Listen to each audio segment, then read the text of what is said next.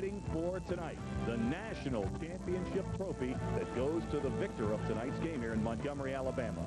And a very pleasant good evening, everybody. Dave Weekley with you, and it's a beautiful night for baseball here at Patterson Field. We're anticipating a terrific game. Let's take a closer look at the two teams involved in tonight's title matchup, beginning with Kennesaw State. They emerged from the winner's bracket. They opened play with a 9-3 win over Southern Colorado. Followed that up with back-to-back victories over Adelphi and previous #1 ranked Delta State. In fact, they eliminated Delta State Thursday night with a 3-1 victory.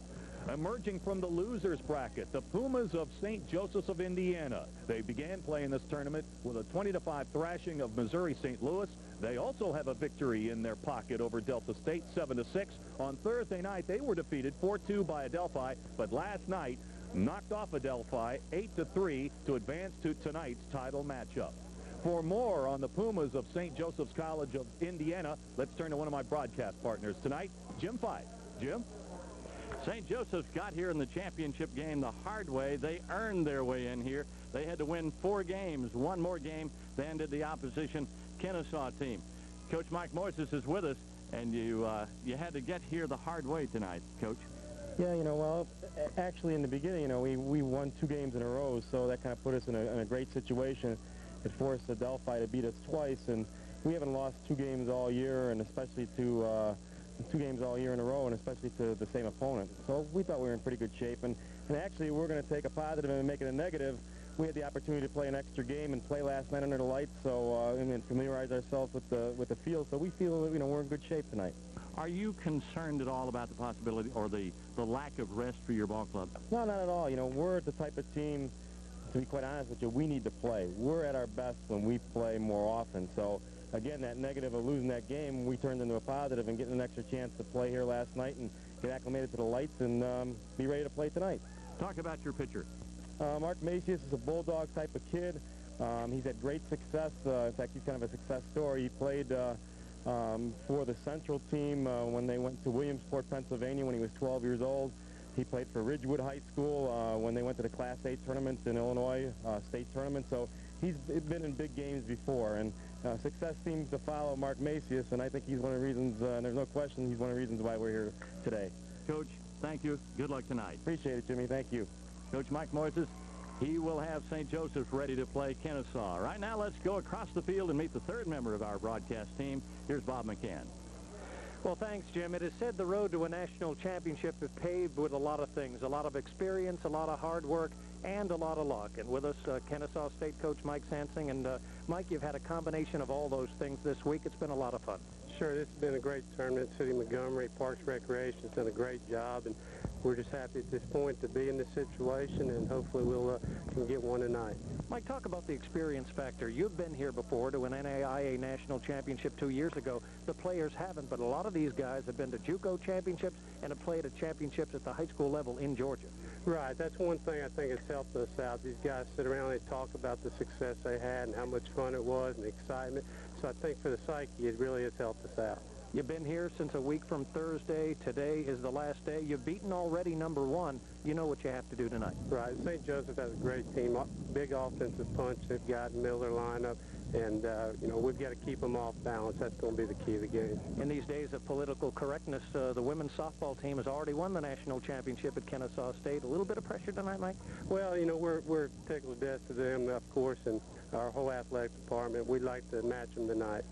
All right, we're ready for the NCAA Division II National Baseball Championship here from Patterson Field in Montgomery, Alabama. Our crew of Jim and David will be back to set the scene for you right after this. Patterson Field in Montgomery, Alabama, along with Jim Fife and Bob McCann. Dave Weekley set to bring you the action of the NCAA Division II National Championship game. St. Joseph's of Indiana, the Pumas at 52-11 on the season, coached by Mike Moises, ready for action. And for Kennesaw State, the Fighting Owls from Georgia, Coach Mike Hansing had a terrific season, 47-17, but Jim Fife, only one of these two teams will take home the hardware tonight when the smoke clears. All the red chips are on the table tonight. This is for all the marbles. So it's down to a one-game showdown, and all those other games that they played previous to this mean absolutely nothing. You got here, now what you going to do? Neither one of these teams have been this far. So obviously one of these two teams will win their very first NCAA Division II national championship tonight. Let's take a look at the starting lineup, the batting order. First, for the Pumas of St. Joseph's, Art Carrison will be in center field, followed by Lou Pinto at second base. Pinto, an outstanding .415 coming into action tonight. Larry Glosser, the shortstop, will bat in the number 3 hole. And then it's the big bopper, 26-year-old Dom Horschenmeiser is in there. He had a big 3-run homer in their victory over Adelphi last night. He's playing as well as anybody in this tournament and could be on his way to the most outstanding player award. In right field, it'll be John Fitzgibbon. At third base, Larry Setowski. The DH tonight is Mike Olson. Behind the plate, Jeff Norris. And in left field, it's Zach Wells. What are we looking at defensively? Defensively, Kennesaw State, the Owls, with a record of 47 and 17. They'll have Jason Jones at first base. It'll be Brandon Watley at second. The shortstop is Daniel Jordan. Nathan Cochran will work the hot corner at third. Joe Parkson left. Brian Millett is the center fielder, and Brian McDevitt will be in right field with Chris Halliday behind the plate. Pitching, of course, is Childers. His record on the year, a sparkling 11-0 with a ERA of 2.19. Childers, the right-hander, was a winner in the Owls' first matchup here in the NCAA Division II National Championships. Stopped Southern Colorado. He's coming off a terrific regular season. He was a first-team NCAA Division II All-American, and he's working, Jim, with 6 days rest. That's hard to believe in a tournament like this, that one of the key performers would have that much rest, but it takes him a little longer to bounce back after an outing. Delta State, in fact, felt he might have started that game against the, at that point, #1 team in the country, but they opted to hold him back, and he's in a beautiful position tonight, well rested and ready to go for this national championship tilt. You know, Dave, that can work both ways. As we look at the umpiring crew, that can get your timing off, your rhythm, and it can affect you adversely when you've had a 6-day layoff. As well as getting all that rest, it can be a positive for you. Our home plate umpire tonight, Mike Boudillon from Burnsville, Minnesota. At first base, Al Finnegan from Scranton, Pennsylvania. Second base, Dennis McComb from DeLand, Florida. Third base, Owen Butts from Birmingham. Down the left field line, it'll be John Floyd from Columbia, South Carolina. And down the right field line, Kevin McMurray from Chicago, Illinois. You know, we couldn't have mail-ordered better weather, Dave. When you look at last year, we both remember how sweltering it was for the championship game, and you worked here 3 years ago when they actually played it in the heat of the day. Brutally hot.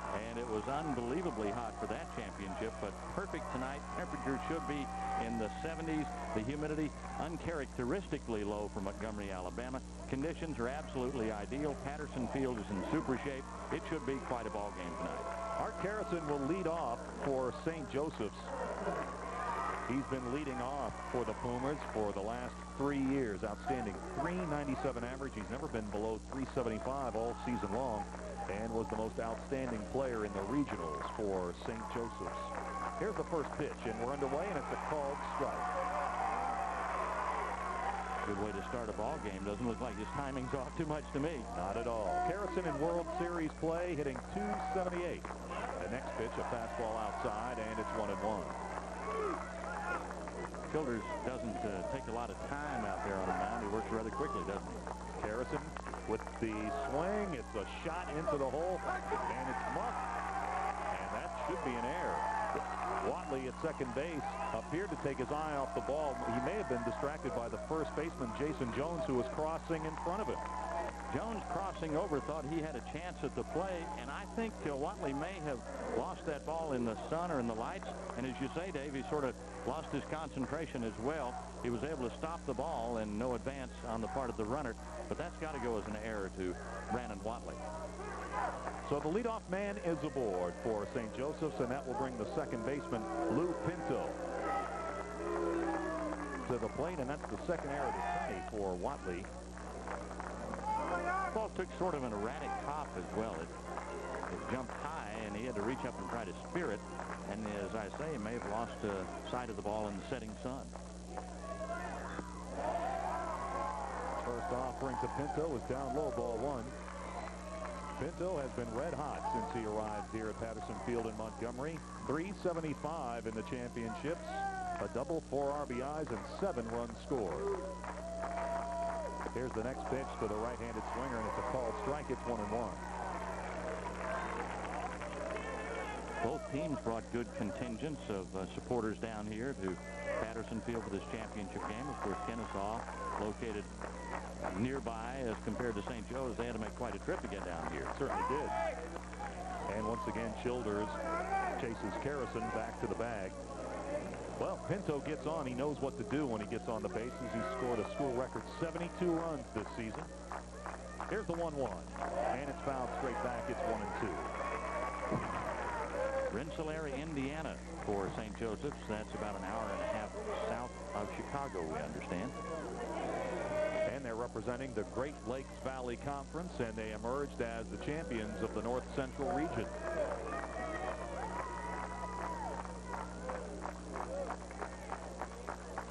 And down in the third base coach's box, that's Bob Roman, the assistant head coach.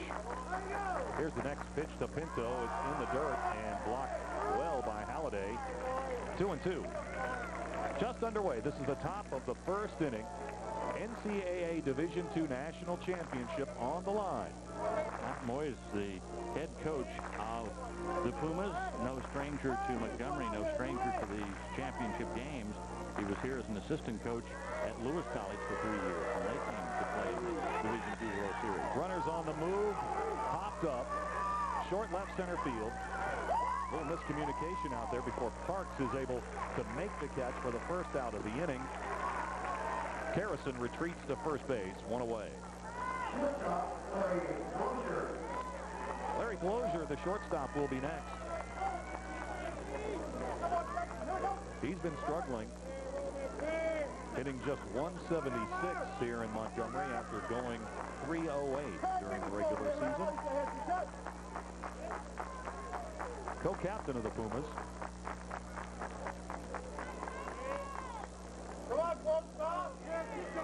Kind of a difficult starting time for this ball game. Lights are on, so the sun may be a problem, and it may have affected that last fly ball to left center field. I think, too, you had a lack of communication between Parks and Millette. It was one of those, I got it, you take it, but fortunately for Kennesaw State, Parks decided to take it. Well, we can understand if some of these players have just a little bit of a case of nervous energy out there at national championship game. Kind of delay now. A bit of an equipment problem for Halliday behind the plate. Now we're ready to go. Interesting that one guy wearing a mask helps another guy wearing a mask. They have something in common. Kindred spirits. Yeah, the tools of ignorance they have in common. So Childers will work from the stretch. Here's the first pitch to Glozier, and once again, Halliday did a nice job to block that ball, keep it in front of him, so Kerrison down at first base was unable to advance. You pointed out that that's the second time that Halliday has done a good job of blocking that low pitch. He's a good receiver. You can tell that early on. Next pitch is high, 2-0. Could just be that Jason Childers has some jitters, and as you say, it's understandable. This is the big show for these guys. All the marbles at stake. And the next pitch is fouled straight back. It's 2-1. And the 6-day rest, I'm not sure that that's a positive. I think you get into a rhythm, Dave. I think after a long season that you're accustomed to pitching on a regular schedule in a set rotation, and 6 days of layoff is a long time. Childers with a fastball, a curveball, and a slider, and this is shot down the right field line, a foul ball. It's like they were trying to set up the hit and run as Kerrison was off with the pitch. And Glozier did a good job getting a bat on it and hitting it to the opposite field. Just fell foul. Childers with that fastball will register in the mid-80s at times, but really his best pitch and his out pitch, a pitch he will use in any situation, is the slider. We'll see what he goes for here. 2-2. You know, he's got a snap throw to first for a right-hander. He's got a good move over there. Keeping Harrison honest. Harrison 8 of 12 on stolen base attempts thus far this season. Down low. The appeal to the first base umpire. He did not go around, and the count is full. 3-2. I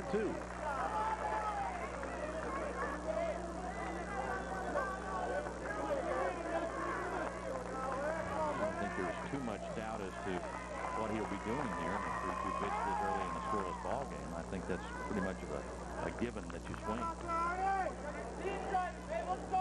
Glozier lives in the batting cage, oftentimes going there 3 times a day. Here's the next pitch, and it's fouled off into the photographer's cage. Look out in there.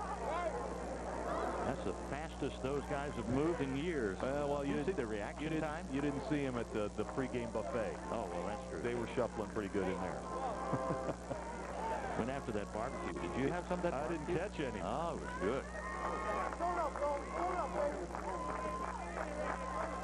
A 3-2 pitch is due to Glozier, and here it is. And it's a called third strike.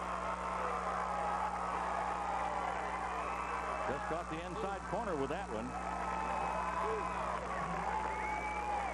He was able to get it to a spot. Here's another look. Right on the black. Inside at the knees. Beautiful pitch. Glozier trying to buy a walk out of that one. Didn't work. Here's the switch hitter, Dominic Horgesheimer.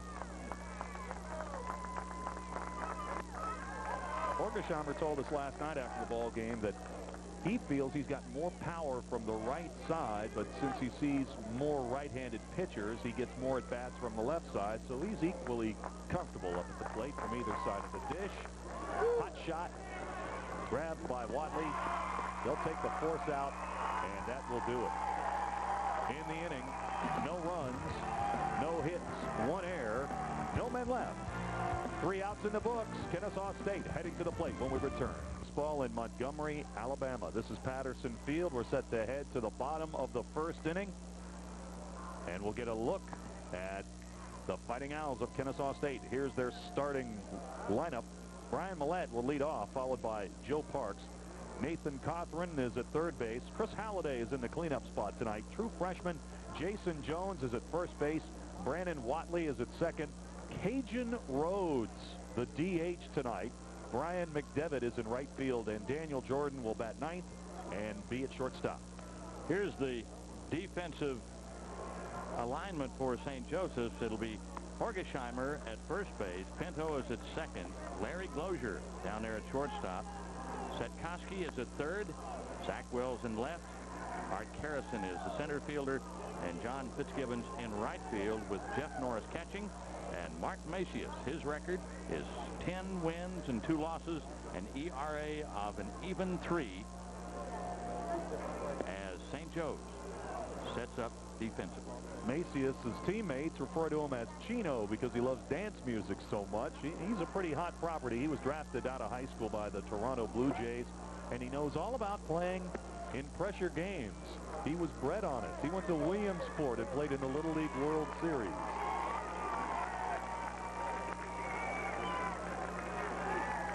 He wants to overpower hitters.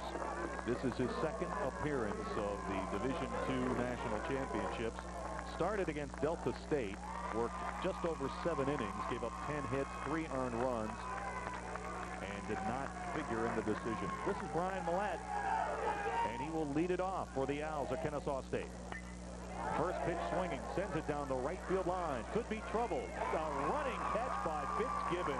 Gibbon going towards the foul line is able to make the grab. So a sparkling defensive play to start the bottom of the second inning for St. Joseph's. 1 pitch, 1 out thanks to John Fitzgibbon with great hustle, super concentration, held on to that ball even though he hit the natural grass very hard here at Patterson Field and did a head-first slide. Great play by John Fitzgibbon, the right fielder.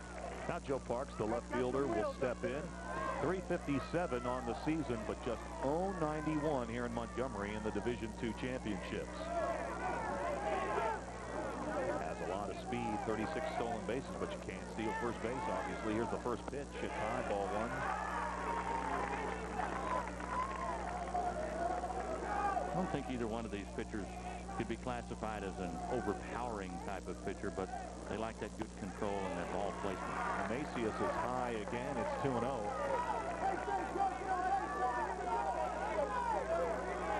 Parks, kind of a streaky hitter. In fact, he had 3 separate double-figure hitting streaks during the regular season. Fouls it straight back. It's 2-1. Soft foul one over the outside of the plate. Tried to drive it to left. Just got under it, fouled it back. He's keeping everything high and outside. And, of course, forced Millett to hit the ball to the opposite field. The Owls, just in their second season of Division II competition. They won the NAIA National Championship in 1994, but they have no players remaining from that team. Here's the 2-1. It's high. It's 3-1. Good eye on the part of Joe Parks. But you know, when you're in a slump and not hitting the ball well, you have a tendency to back off and not swing if there's a doubt. Popped up.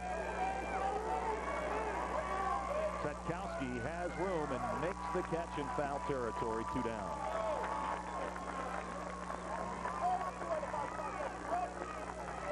So Macias, after falling behind to Joe Parks in the count, is able to come back and get the left-handed left fielder. Now Nathan Cothran, the third baseman, steps in. 303 on the season, hitting .250 here in Montgomery. And that one goes all the way back to the screen. Cothran is the only sophomore on the Kennesaw State roster, and his 56 RBIs on the season leads the club.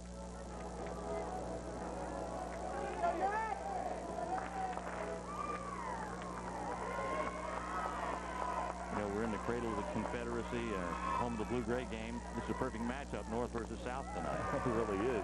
And now after the foul ball, the count levels at 1-1. 2 outs, bottom of the first, just underway. NCAA Division II National Championship game.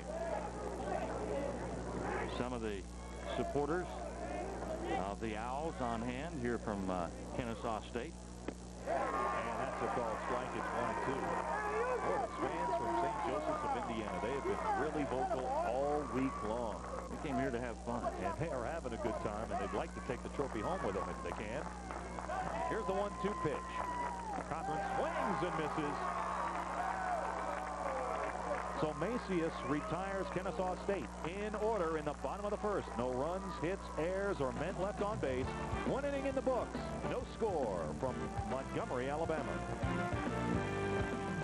Scoreless as we head to the second inning with the field story tonight. Bob McCann. Bob? Well, thank you, David. This great old ballpark, erected in 1950, saw some changes a year ago with a brand new scoreboard out here and a nicer surface. But as we look around the dimensions of this Patterson Field, you don't know whether it's pitcher-friendly or hitter-friendly. Deceiving 330 down the lines, in the power alleys at 372 in left center, and in the gap in right center at 364, and straight away at 380. There are bigger ballparks, but we'll see tonight what kind of game we have. Gentlemen, back to you. All right, Bob, thank you very much. We look forward to your reports throughout tonight's game. John Fitzgibbon, the right fielder, will step in. Fitzgibbon with a sparkling play defensively in the bottom of the first inning. He'll be followed to the plate by Larry Setkowski and the DH Mike Olson. Set to face the right-hander Jason Childers. If I didn't know better, I would swear we were on the Lawrence Welk show here. I keep seeing bubbles coming from the stands. Yeah. I think somebody brought a bubble machine with them. It's those St. Joe's fans. They also leave the championships in tinsel as well.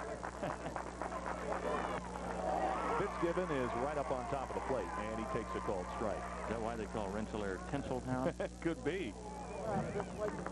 Fitzgibbon, the right fielder, has really been battling the injuries this year, but you just can't get him out of the lineup as he takes a called strike. It's 0-2. He's had some shoulder problems. His knees are very, very sore.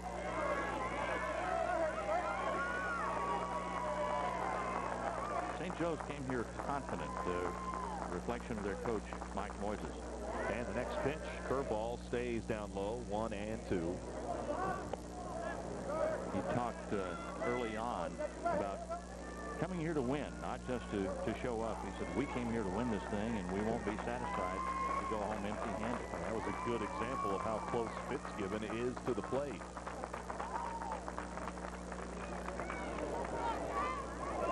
Fitzgibbon is one of the hottest hitters in the Puma lineup in Montgomery.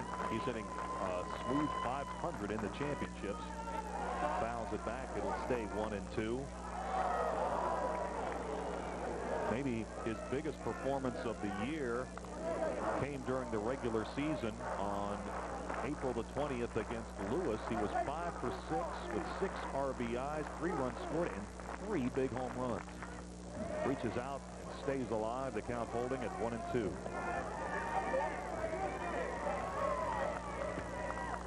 He makes you pitch to him. As you say, he stands close to the plate, forcing the issue.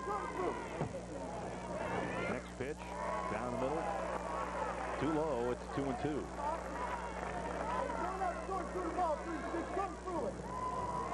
I think both clubs, even though we've seen some good play in the first inning, I think both of them may be a little bit jittery. I think you're right. Hot shot down to second base. Watley. Cleanly over to first. One away. Missing that first 3-foot putt, Watley had to be thinking about that one a little bit after that error in the first inning. And if you notice, he juggled it just a tad before he was able to gain control of it and then throw the runner out. Sure-handed, held on to it, got it over to first, and that'll do wonders for your confidence. This is Larry Satkowski, the third baseman. First pitch inside, ball 1. He's got some power. 13 home runs to lead the club. And he also has 22 doubles on the campaign. Satkowski led St. Joe's in hitting during the regular season. The next pitch down low, and it's 3-0. 1 out. Top of the second inning. Still no score. This is the NCAA Division II National Championship game from Montgomery, Alabama. Here's the 3-0. Right down the heart of the plate. 3-1.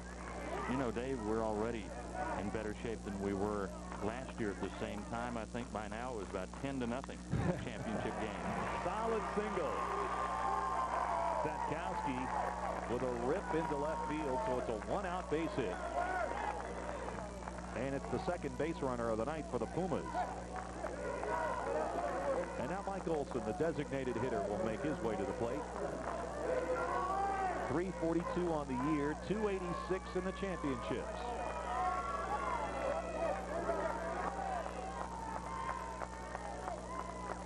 First base hit of the night belongs to Larry Satkowski, the third baseman. And a shot, fair ball down the right field line. Satkowski turns second, heads for third. They'll hold him up. Olson pulls into second base with a stand-up double. You talked about a ball that had eyes.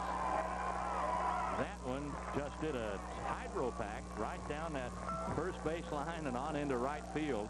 A good effort by Jason Jones diving at the ball, but he couldn't quite get to it. Well placed by Larry Satkowski. As you see, it just got by Jones and just stayed in fair territory long enough to roll down the right field line and then into foul ground. Mike Olson with a big 1-out double, 2 runners in scoring position. Now the catcher, Jeff Norris, comes to the plate.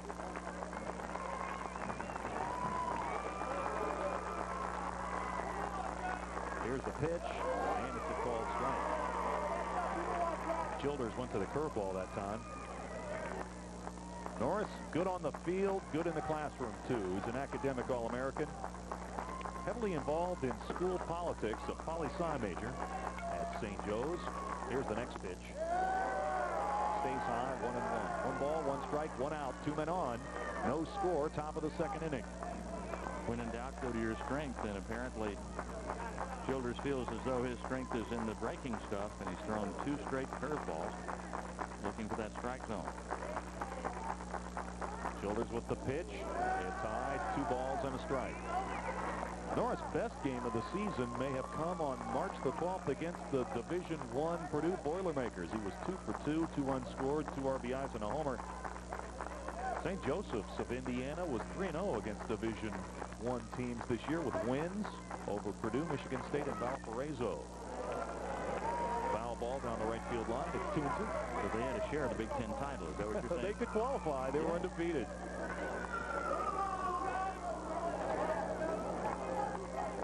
How about that big Mike Olson down at second base? Kind of reminds me of John Kruk down there. Not an athlete, just a baseball player.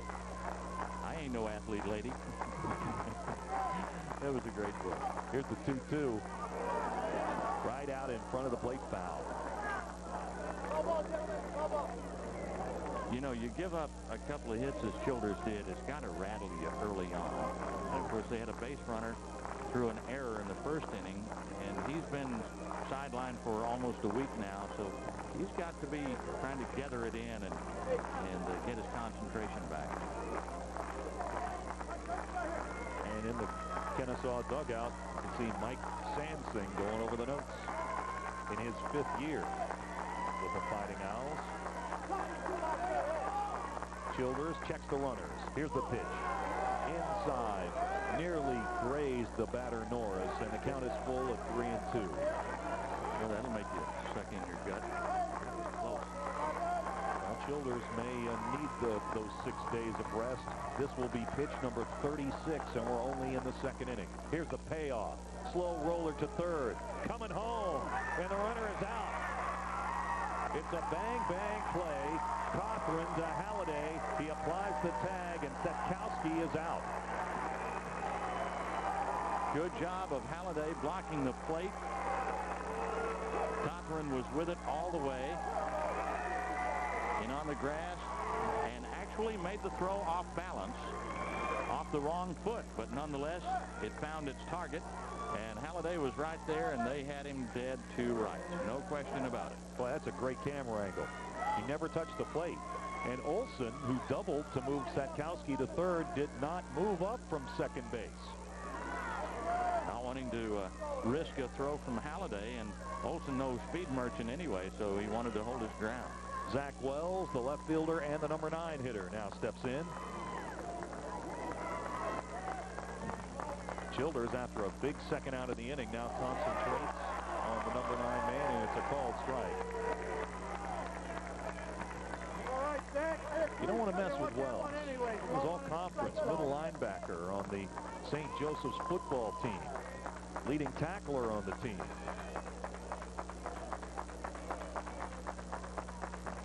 Here's the next pitch, and it's a called strike. So Childers is ahead 0-2. You know, it's going to do a lot for his confidence if he can bail himself out of this tough jam early in the game.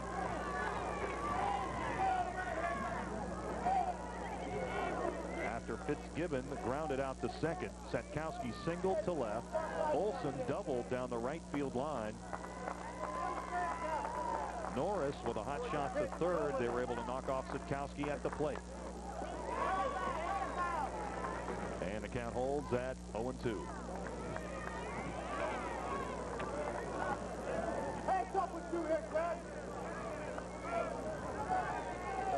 Now, Zach Wells was a big 3-sport star in high school. His high school basketball team went downstate, as they say in Indiana, when you qualify for the championships, but he refused to join his teammates and didn't shave his head. The rest of his teammates did, but Zach didn't. I think that's a little bit of an insight into his personality. He marches to his own drummer, doesn't he? He sure does.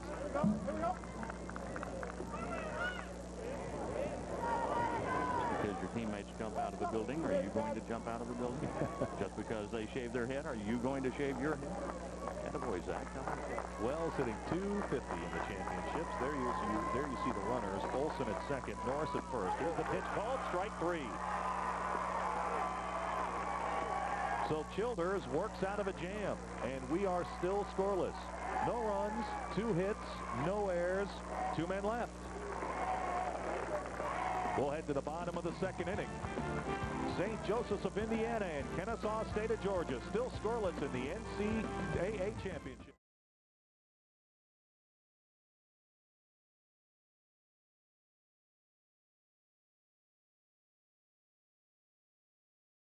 of the second inning. We're scoreless in this battle for the NCAA Division II National Championships. St. Joseph's of Indiana had a threat going in the top of the inning, but Jason Childers was able to work out of a jam. Now we'll see if Kennesaw State can push across the game's first run against Mark Macias. It'll be Chris Halliday, the catcher, coming to the plate, followed by Jason Jones and Brandon Watley. Meet at the order with Halliday, who has shown himself to be a good receiver, working well behind the plate. He was able to block the plate and put the tag on the runner in the last inning, and he's stayed down and picked up a couple of low pitches. Here's the first pitch from Macias, and Halliday is swinging, and this one appears to be going to the gap. It is in there, off the wall, in left center field. And the first pitch at the bottom of the second inning is wrapped to the wall. It's a stand-up double for Halliday. Well, a star is born. Chris Halliday has done a good job, as we said, behind the plate. And he hits the first pitch to just about the deepest part of the ballpark here at Patterson Field, down near the 372-foot mark. Zach Wells really struggling to get over there, battling, pulling that ball off the wall, trying to prevent further advance. Overran it, but still Halliday is into second with a double. That's his second two-bagger of this tournament and his 17th double of the year. Now Jason Jones, the first baseman, comes to the plate. Hit nearly 300 during the regular season, but he's been struggling in these championships in Montgomery, just 0-71. Here's the next pitch, and it's a called strike, 1-1. Jones is a true freshman. A local player from Marietta, Georgia, who matriculated over to Kennesaw State. Here's the next pitch, way outside, 2-1. When Jones arrived on campus, Jim, they didn't know what to do with him. They anticipated he would pitch a little, maybe play outfield a little, but he got to first base and made that position his own. And a true freshman, as you said, so had a great career. Here's the 2-1 to Jones. The runner holds. Lozier is good with the shot across the diamond for the first out of the inning. Patterson Field's infield is in terrific shape. There's no question about it. But even so, on a couple of these ground balls, there have been some erratic bounces that time. Lozier was having to battle to keep that ball in front of him and handled it well. This is Brandon Watley, the second baseman. Watley fouls it off at the plate. Strike one. Watley's another true freshman. Dancing's got to love this, all these freshmen. Lots of underclassmen on this ball club. Well, this Kennesaw State team has so many new faces. It was really kind of a potential problem at the beginning of the year. They had 17 new players on this team, including 14 junior college transfers. But I guess if you make it to the national championship game, you can say they gelled together pretty well. I would say so. And of course, once you get this deep into the season, nobody's really a freshman. Macias peers in for the sign. Checks the runner. Halliday at second. Now steps off the rubber. Watley is due an 0-2 pitch with one out in the bottom of the second inning. We're still scoreless.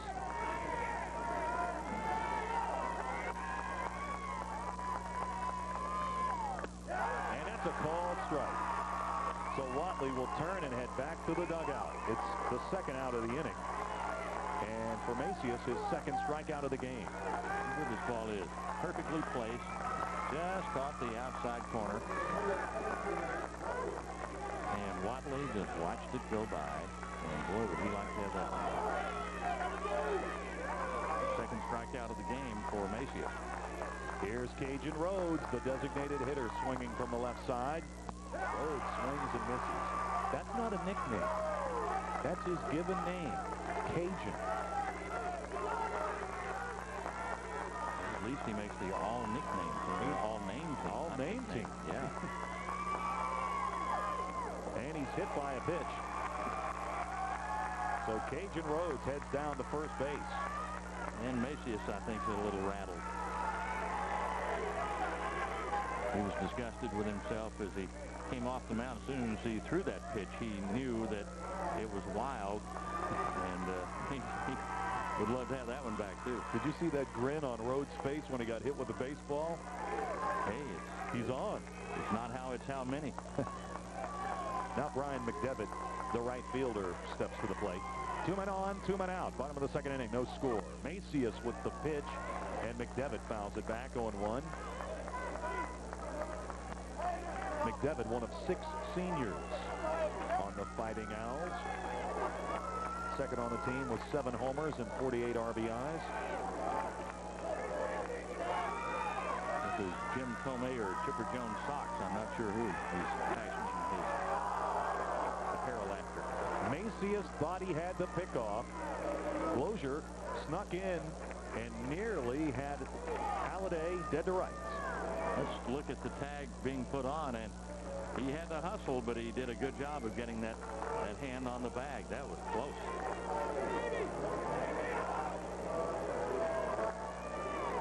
Who says catchers don't have good quick reaction time? I didn't say that. Not I.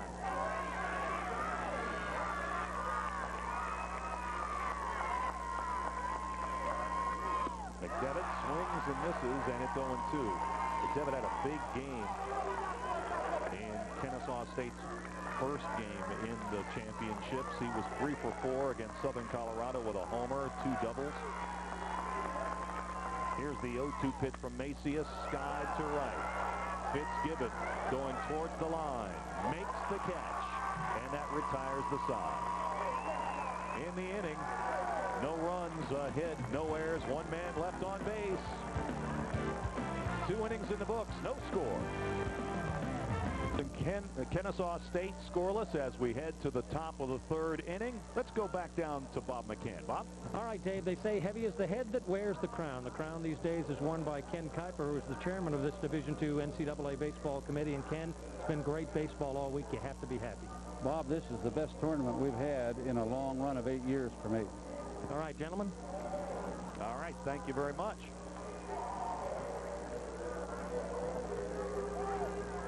No score in the ball game thus far. Hits have been rather scarce.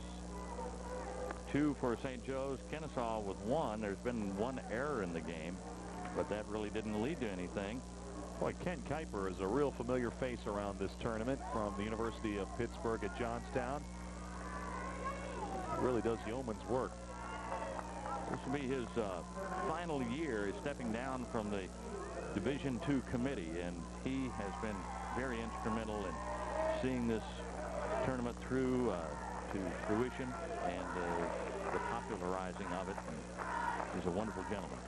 Art Garrison leads off for St. Joe's here in the 3rd, and the first pitch from Jason Childers is outside, ball 1.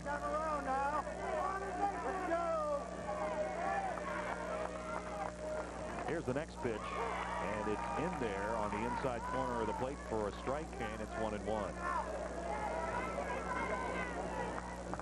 The Pumas with 2 hits so far tonight. Swing and a miss. It's 1-2. Garrison, one of a handful of base runners for St. Joe's, reached the lead off the ball game on that error by the second baseman, Watley. Line drive base hit back up the middle. So the Pumas have the leadoff man aboard here in the 3rd. Let's head back down to the field for a little bit more from Bob McCann and Ken Kuiper. Bob? All right, gentlemen, a little short but sweet. Ken, as David and Jim mentioned, outgoing year for you. It's been a long run, a successful run for you. But, again, this tournament has been so successful here in Montgomery. We're moving it along. It's come a long way, and we have a lot of things visionary for it in the future. We look for more great things for D2 in Montgomery. How about Division II baseball? It was asked of me earlier tonight. I said, you know, everybody says there's not that great of a difference between Division I and Division II, and I know that to be the case because a lot of these players at Kennesaw State played on a Sprayberry High team in Georgia. Chris Benson and a few Division I stars with their teammates. They were all champions. The difference between D1 and 2 is depth of the pitching staff. That's all. Many D1s would like to have the field position players and the 1 and 2 pitchers. After you get down beyond that, that becomes the problem. Oh, Ken, good luck, and congratulations on your tenure as chairman. Thank you, Bob. All right, gentlemen, back upstairs. All right, thanks, Bob, and thanks to Ken Kuiper. What a great job he's done with these championships in Montgomery, Alabama. Luke Pinto, the second baseman, put down a sacrifice bunt. that moved the runner into scoring position. This is Larry Glozier. And the count is 2-0.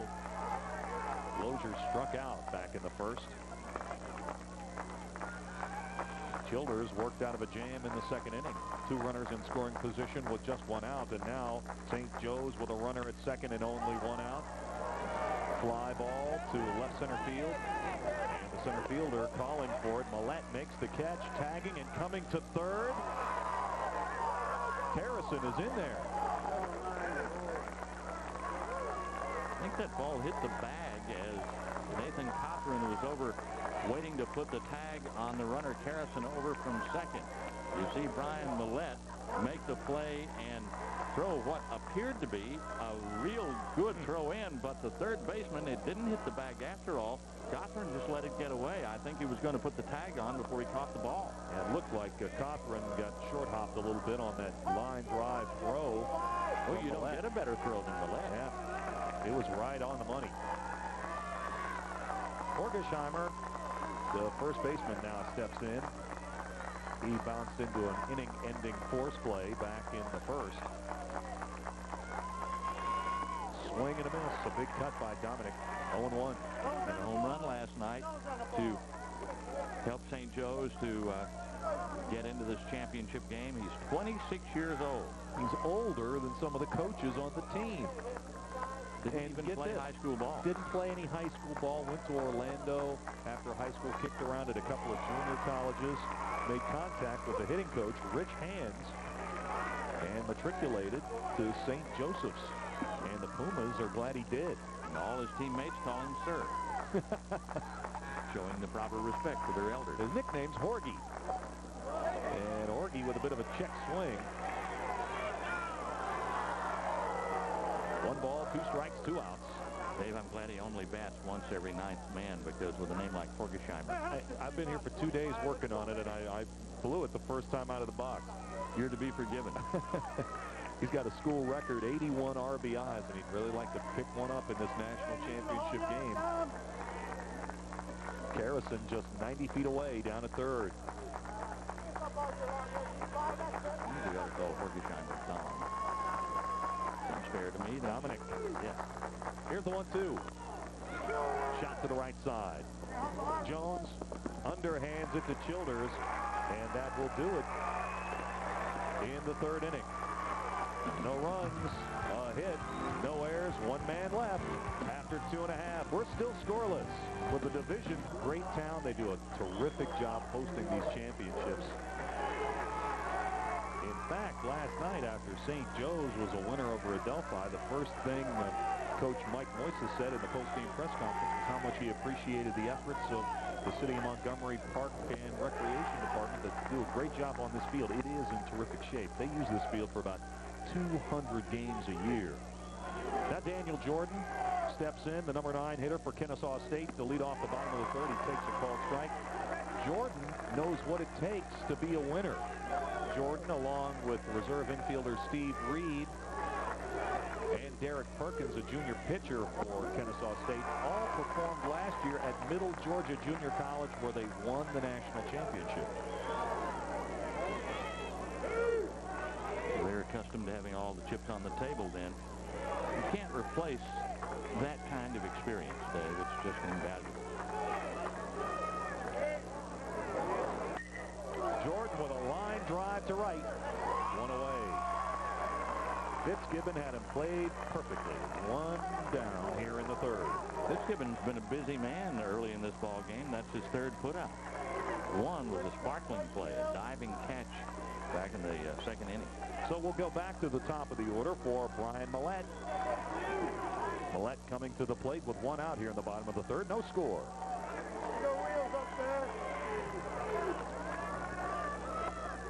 Millette, one of those new faces in the Owls lineup. First-year player, junior college transfer. When Millette arrived on campus, they anticipated they'd use him as a closer. Here's the next pitch, and it's a called strike, 1-1. But after the Owls came out of the blocks at 5 and 6, Millette got into the lineup as a hitter and never looked back. Hit .366 during the regular season. And the next pitch, Millette lines foul down the right field line. He's definitely one of the hottest hitters in these championships since arriving in Montgomery with his teammates, hitting .667. A lot of balls, both fair and foul, being hit to the opposite field. That shows me that the pitchers are ahead of the hitters. 1-2. Along with Jim Fife and Bob McCann, Dave Weekley calling the action from Patterson Field in Montgomery, Alabama. This is the NCAA Division II National Championship game. No score. Excuse me, Dave. I was going to say once again, Macy is forcing the hitter Millette to foul that one off to the opposite field. So they're not getting around on Macy's pitches for the most part. Next pitch inside. Millette needs a double tonight to break the school record. He's got 22 two-base hits thus far this season. He'd also like to score a run. He scored 56 runs so far this season, and that also ties the Kennesaw State record. Swing, and just got a piece of it, and the count holds at 2-2. Joe Parks, the left fielder, will be next.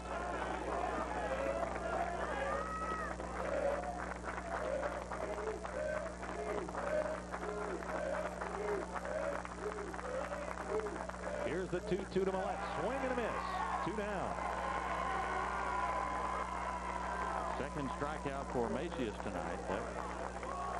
Make that the third strikeout of the ball game for Macias. And good looking pitch here. That one fell off the table.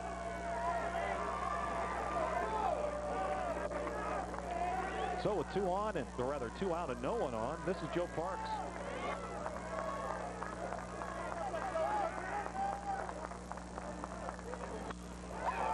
Looper that will find a hole into right center field. So Parks delivers a 2-out base hit.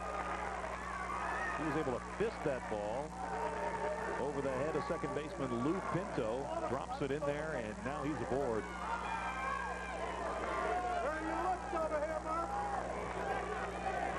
Well, that sets it up for Nathan Cochran, who struck out in the first inning. A good chance to be a hero here. You get the feeling, Dave, or at least I do, that runs are going to be at a premium tonight. Yeah, it looks like it. Still looking for our first run.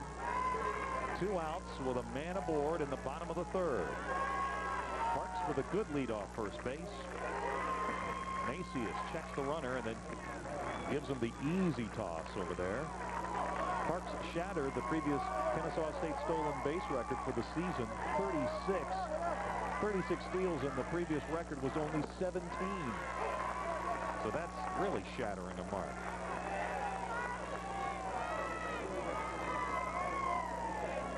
Cochran behind in the count, 0-1. And the outfield shades him to go with the pitch to right. Big gap in left center field for the number 3 hitter. And now maybe they want to talk it over a little bit. Maybe talk about some signs or how they want to handle this hitter. Could have been a cross-up in signals also. Macias was quick off the rubber to come in and to call Norris out and make sure that they were on the same page. You know, looking at Macias, the way he's built and the number he wears kind of reminds you a little bit of Randy Myers out there. Just a bit.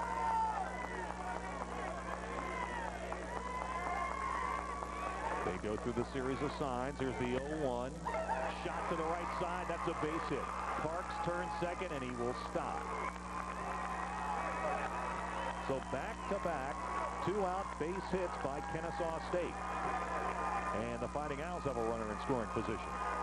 Little bleeder to the opposite field by Nathan Cochran. Right past Pinto into right, fielded by Fitzgibbon. But you got two men on, 2 men out. Both teams now with 3 hits each. And Halliday, who had an extra base hit, a double his first time up in the second inning, is back at the plate with a runner in scoring position. Yeah, that base hit, I think it almost hit the runner. Parks going down to second. Parks, we told you about his stolen base record. He's got terrific speed. A base hit will bring him home from second base with the game's first run. Macias checks Parks at second. Here's the pitch. Outside, ball one. Wouldn't that be a rally killer if your base runner gets hit by a base hit with 2 out? Halladay at the plate, swinging and skying one to deep center field. Back, gone. That's a 3-run homer for Chris Halladay. A 3-run shot. Art Garrison in center field gave chase in vain. Now that baseball won't do St. Joe's any good now. A big 3-run homer by Halladay. Halladay, perfect timing.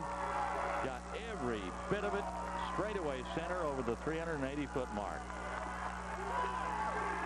We talked about him being a hero defensively. He had a base hit last time up, and here he adds a 3-run shot to straightaway center. Halladay had a home run against Adelphi, and now he's got 2 home runs on the championships, 7 RBIs in the tournament, and the team leader now with 10 home runs on the season. And that's a real 2-out uprising after the first 2 men were retired. Parks and Coughlin with singles, and then Halladay brought him home with a bomb of a 3-run homer. Now it's going to be interesting to see how long St. Joe's will stay with the pitcher Mark Macias. All this with 2 out, of course, but how long can he hang in there? What's this going to do to his psyche? Jones was leaning in on that pitch, Jim, and just got a piece of it on the hands. In fact, for a moment there, it looked as if the pitch hit him.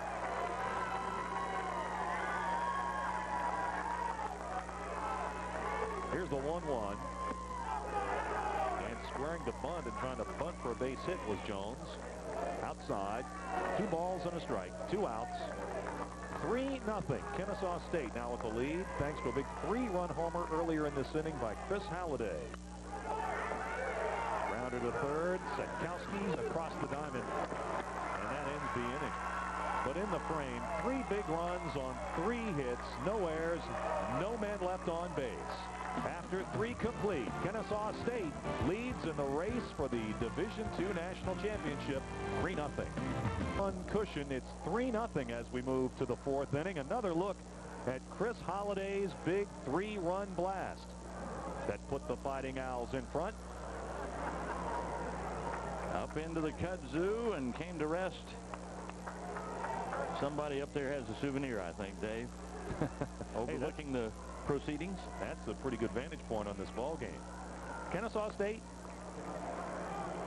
3 runs, 4 hits and an error, 0-3-0 thus far for the Pumas of St. Joseph's College of Indiana. And to take you through the middle 3, Montgomery's main man, Jim Fife.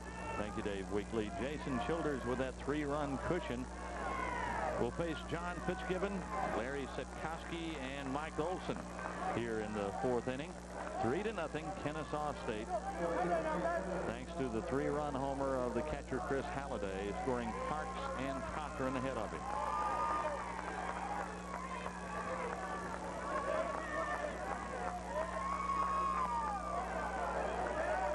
Childers' first offering, ball 1.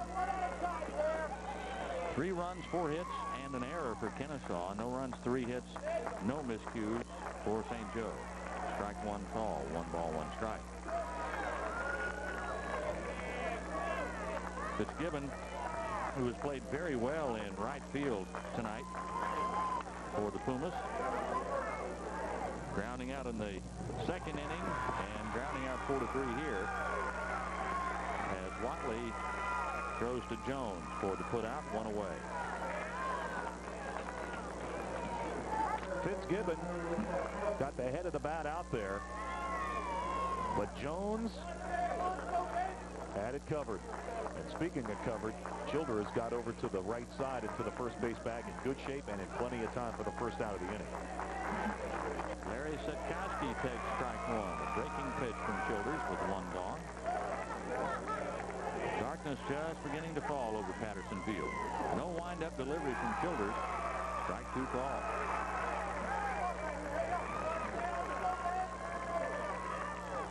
Beautiful view of Patterson Field and our part of the country here in Montgomery. Just a lovely evening. We were comparing the weather today or this evening to last year at the same time. It was so hot. No comparison. Oh, you could have roasted eggs last year. 1 ball, 2 strikes. Kusetkowski had a base hit. He takes ball 2 back in the second inning, but was thrown out.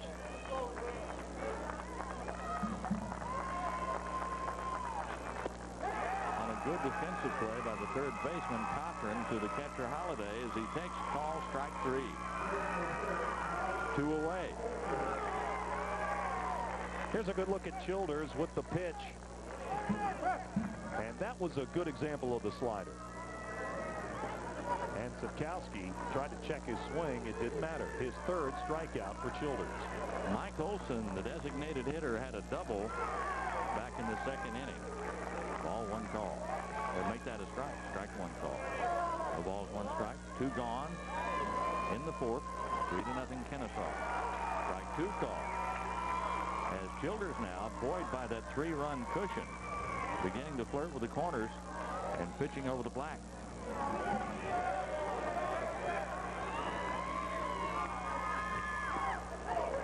Taken in the dirt for ball 1. I really like the way Holiday operates behind the plate, Dave. He's a good receiver. He's already shown he's a good hitter with a 3-run homer. One thing I really like about the way he handles those chores, Jim, is he's not reaching for a lot of balls. He's getting his body in front of low pitches. Childers thought he had call strike 3. Headed off the mound, and boy, that was close. And Holiday did a good job framing that pitch. There's strike 3 call. 2 strikeouts in the inning.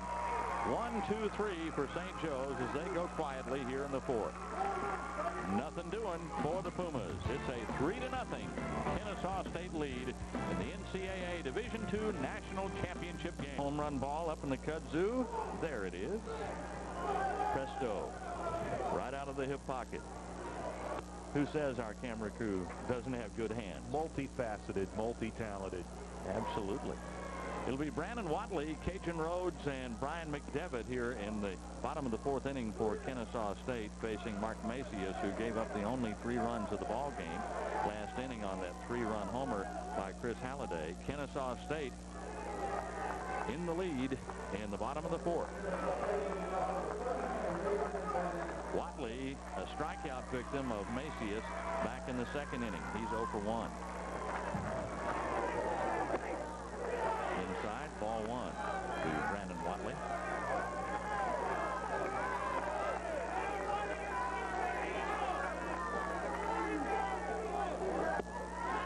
Breaking stuff down low. 1 ball and 1 strike. Macias showing us a nice-looking curveball.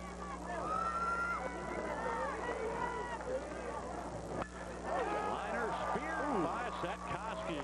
Nice defensive play by the third baseman. Oh, that was a great play.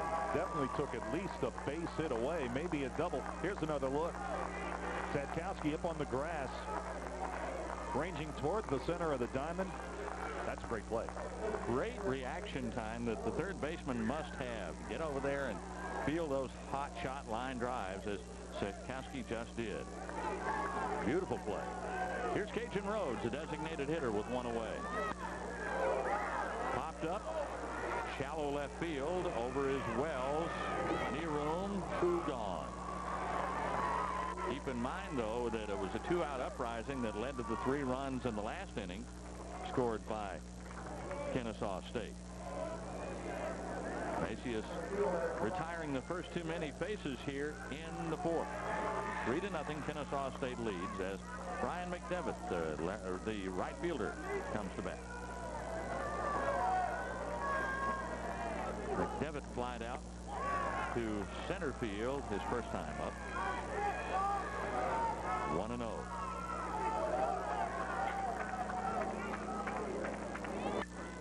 That's a hot shot. Foul down the left field line. Macy is trying to fool him with the changeup. And McDevitt came around and pulled that ball. Got too far around on it too soon. 1-1. You know, Jim, unlike many of the other batters we've seen in this game tonight, McDevitt is not right up on top of the plate. Strike call, 1 ball, 2 strikes, 2 gone, nobody on. He gets his momentum leaning towards the plate. That was a good example of it right there. He's leaning into the plate with a little bit of distance, and sometimes that makes it difficult for a hitter to adjust to a pitch he's not expecting. 1-2 to Brian McDevitt. Macias working in the bottom of the 4th with 2 away, strikes him out. So McDevitt goes down swinging, nothing doing for Kennesaw State here in the bottom of the 4th inning. It's 3-0, Kennesaw Weekly, and our 3rd broadcast crew member, Bob McCann, down on the field. Bob? All right, Jim, so far the game story has been the battery power operated Owls of Kennesaw State. So far, catcher Chris Halliday with that 3-run home run has been the decisive blow so far. And pitcher Jason Childers, a 3-hit offering. And right now, Kennesaw State across the way feeling pretty good about themselves. And rightfully so. 3-0 lead. And in this game, we've already seen that runs are going to be hard to come by. 3 runs, 4 hits, 1 error for Kennesaw. No runs, 3 hits, and no errors for St. Joseph's.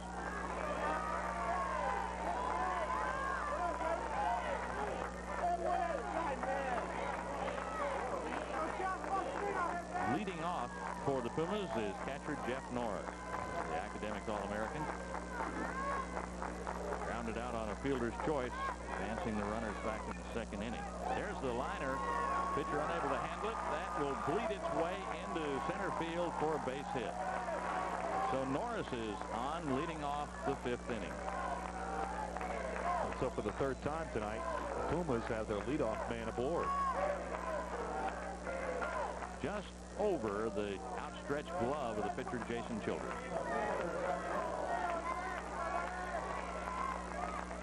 Zach Wells struck out his first time. Second baseman Watley unable to backhand that slow roller.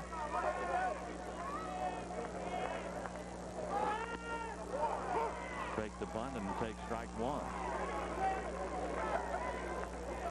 This game is certainly not in the books by any means, because St. Joe's has some firepower and they're just as capable, you've got to believe, of an outburst as Kennesaw.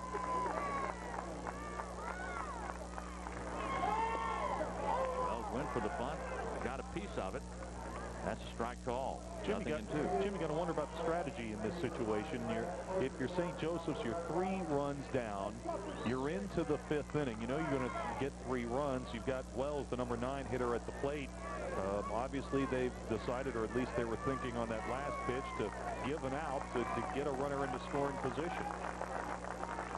Doubt that they'd have him bunting now with 2 strikes. Let's see. Ball 1, 1-2.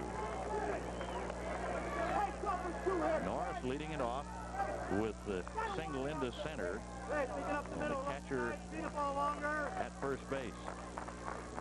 Looking for help from Wells. Chopper, high bouncer to the mound. Childers almost slipped and fell, regained his composure, and threw him out at first base. Well, that got the job done as Wells is able to advance Norris over to second. As a good fielding play by Jason Childers. Looked like he just about slipped and fell down. Childers, yeah, that plant foot did slip, but he was able to make a strong throw across the diamond, and Jones with a good stretch to record the first out of the inning. 1 away in the top of the order. Art Harrison at the plate. Reached on an error in the 1st and had a single in the 3rd. Runner at second is Norris. The pitch hit into left field, over his Parks, with room, 2 away. Norris holding it second, as Lou Pinto, the second baseman, will be the batter. A sacrifice in the 3rd inning. flied out in the first.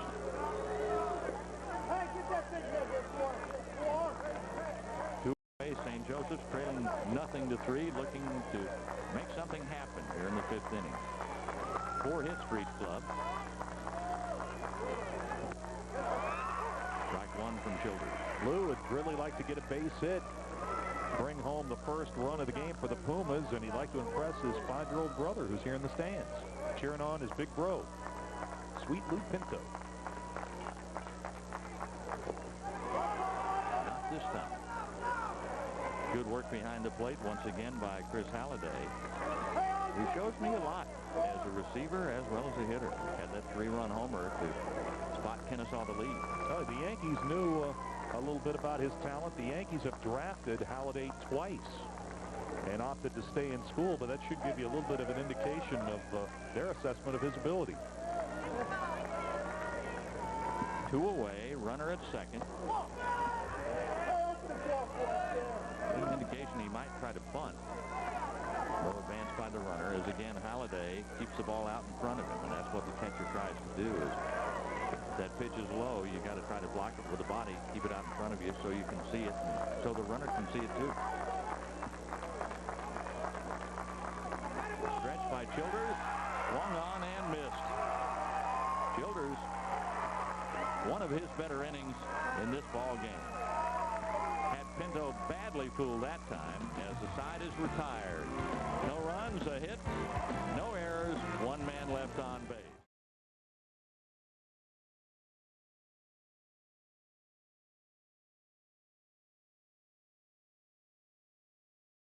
Three-run lead as we move to the bottom of the 5th inning. That last inning by Jason Childers for Kennesaw State, only 12 pitches thrown, and he recorded his 5th strikeout of the ball game. Well, he's looking very, very good, and the fans are happy if you're on the Kennesaw State side of the field. It's a good night just to be out at the ballpark. I thought we were on the Lawrence Welk show. Look at all those bubbles. They've got bubble guns in the stands. The St. Joseph people do. I don't know where they got those. I got to get one. It'll be Daniel Jordan to lead it off here in the bottom of the 5th inning for Kennesaw State's Owls, leading 3-0.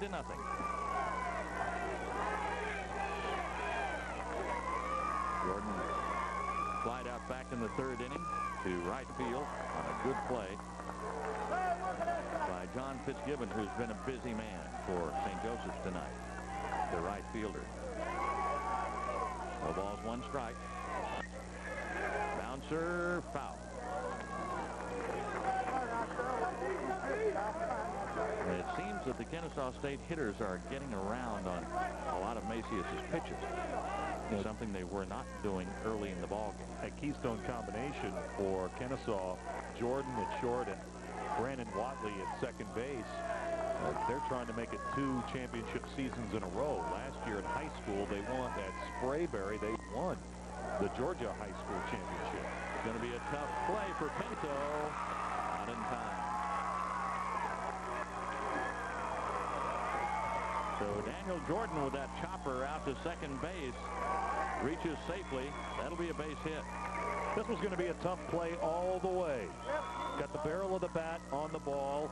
The pitcher had no shot. And Pinto really had no shot. An infield base hit.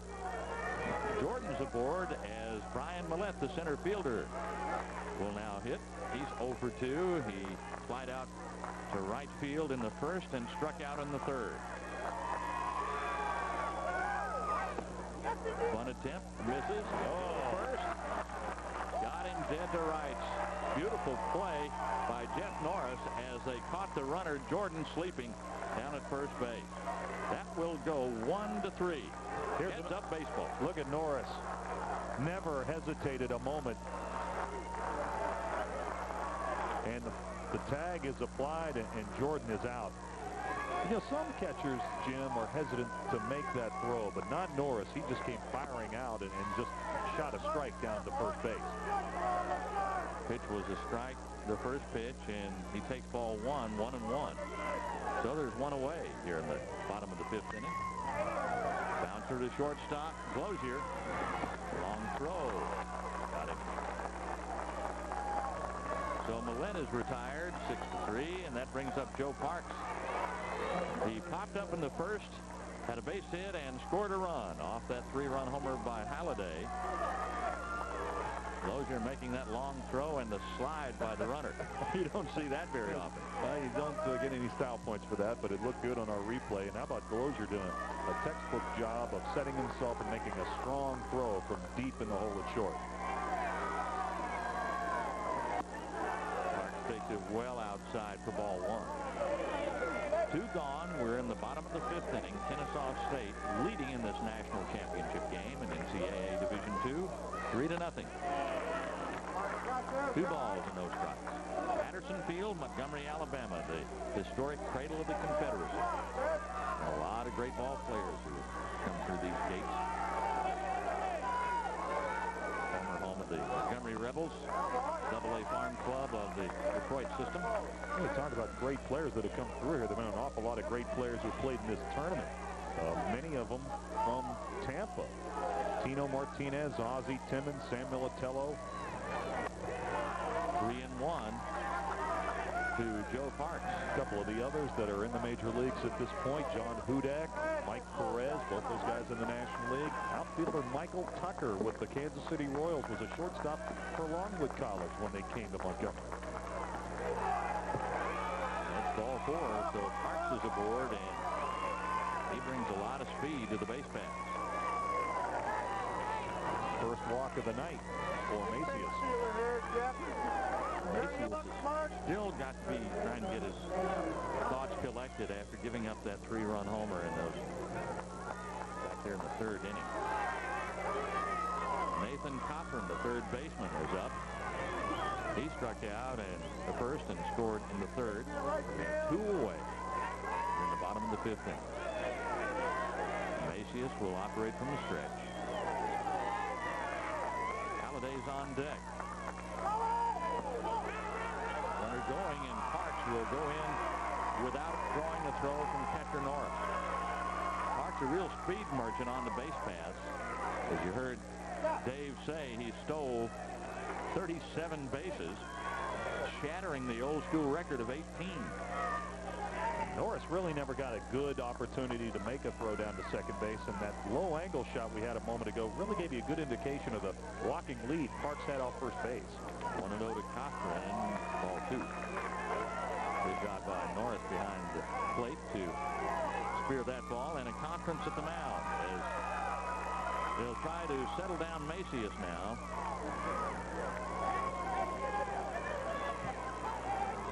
Coach Moises coming out to try to offer some words of encouragement to his pitcher. He's thrown a lot of pitches tonight. He has, but is really, after giving up that big 3-run homer, settled down quite a bit. He had a streak of 4 retired batters in a row. Snapped when Jordan led off this inning with a solid single to center. But then Norris picked him off first base. 2-0 to the 3rd baseman, Nathan Cochran.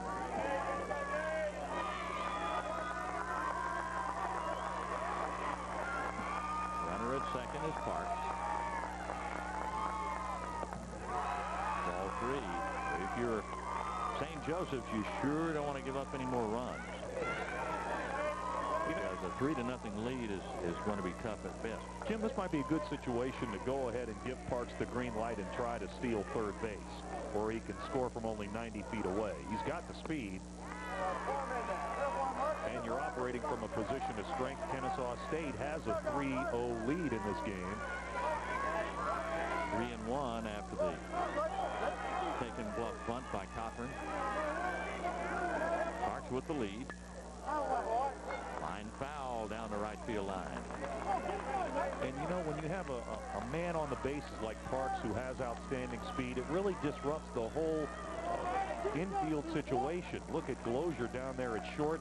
He keeps creeping back towards the second base bag to show Parks that he might step in there for a possible pickoff attempt. But when he does that, he leaves a big hole on the left side of the infield for Cochran to shoot through. into right. That's going to fall. Base hit. Here comes Parks with all the speed. The cutoff. No play will be made. Parks will score. So Cochran gets the RBI, and how big was that pickoff of Daniel Jordan down at first base now?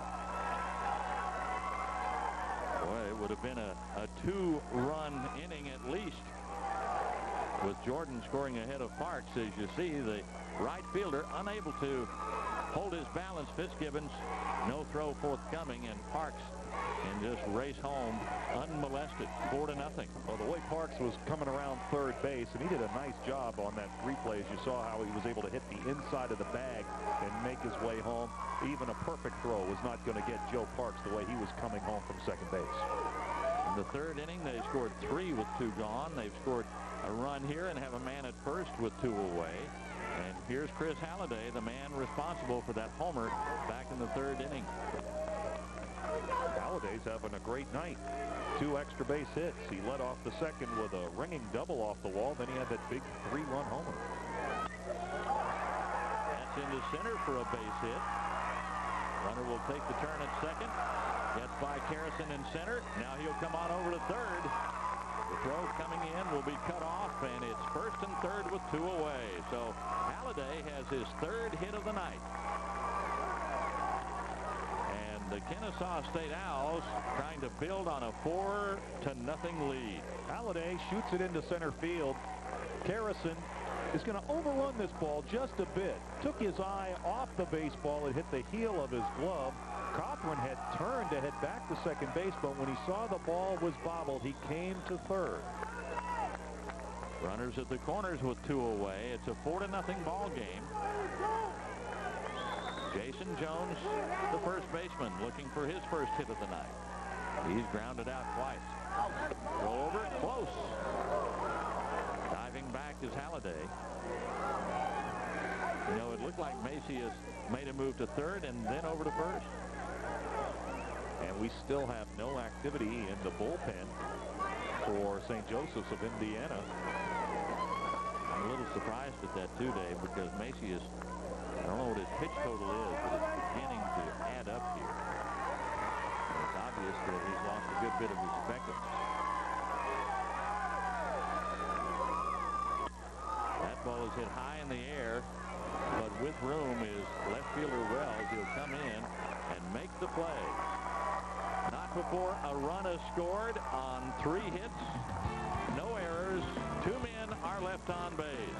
Kennesaw State building onto that lead through 5. A 4-run lead as we move to the top of the 6th. And let's go down to Big Bob McCann. All right, gentlemen, Jim, down here at Patterson Field. You know, rain affected this tournament earlier this week, and for the most part, they have kept away from putting more water on this surface because there was a threat of showers tonight as to not soak. What right now is a billiard table here. You've noticed how quickly that ball is getting to the infielders, but it's not going to help the St. Joe's the way Childers, gentleman, is pitching.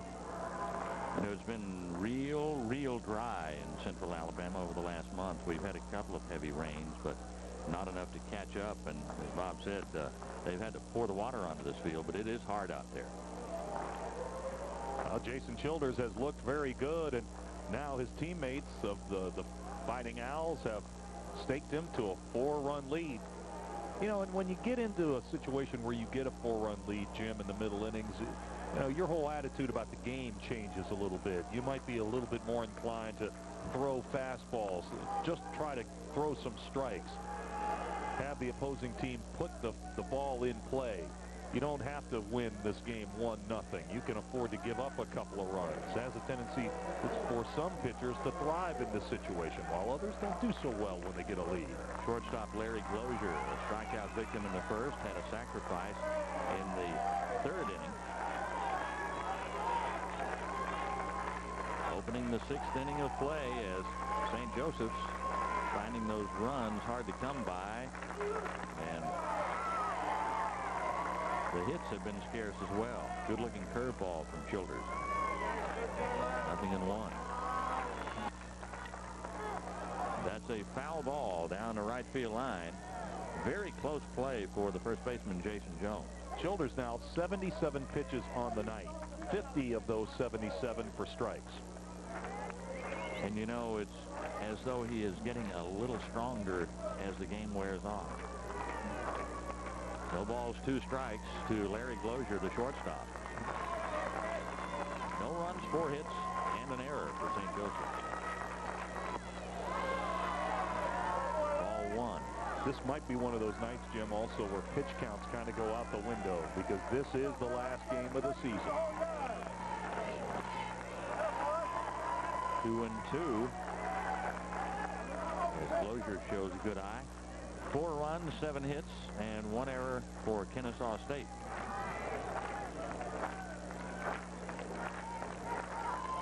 And let's see if we can pick up the sign.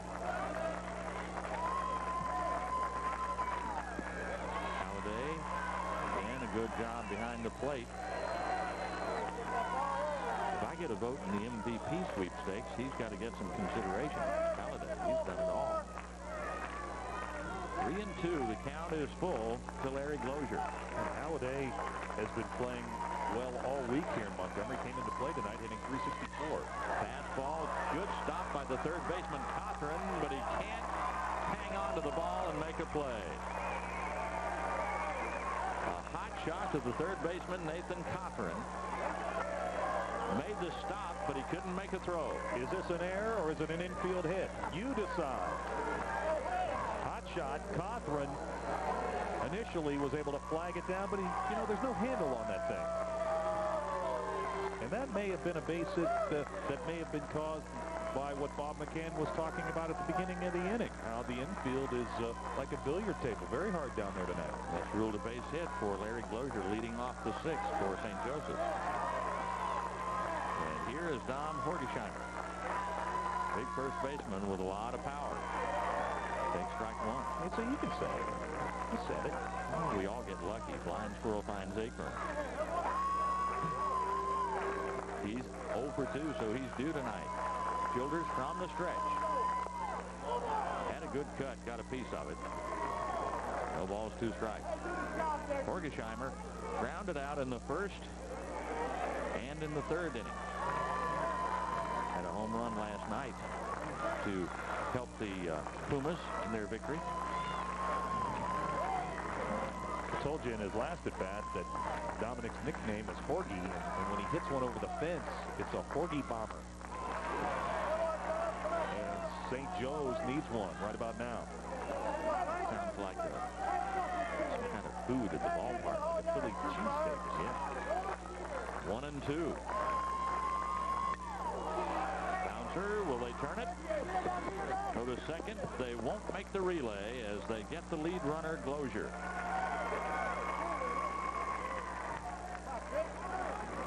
So the second baseman, Watley, to Jordan, the shortstop, covering. The lead runner is erased. Horgesheimer is at first on a fielder's choice. And that brings up right fielder John Fitzgibbon.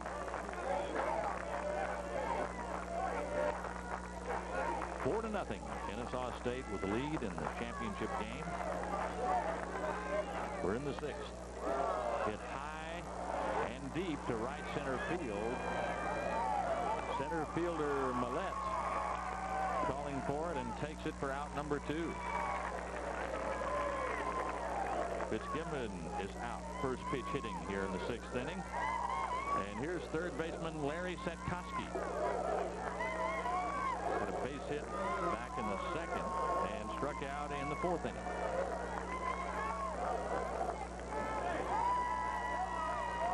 Two gone in the top of the 6th. Just a beautiful evening in Montgomery, Alabama. It's supposed to be in the 90s in June around here, and today it was in the low 80s with very low humidity. And not a lot of real wind to speak of. What breeze there is blowing out towards center field.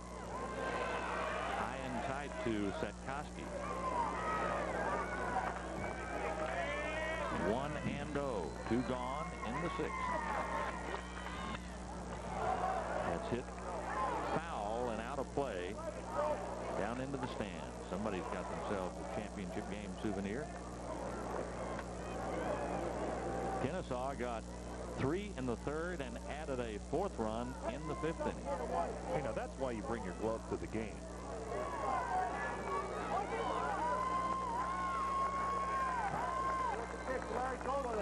The stretch by Childers. Let up pitch to the shortstop, and the flip over to Watley from Jordan to retire the side. A base hit for the Pumas. Runner left on. No errors. No run. Montgomery, the historic capital of the great state of Alabama, as you look at the Capitol building downtown in the city. Lots and lots of history here in the cradle of the Confederacy, as you might well imagine.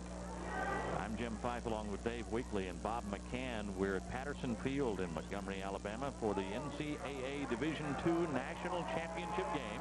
Kennesaw State, as we go to the bottom of the 6th inning with a 4-run cushion against St. Joseph's.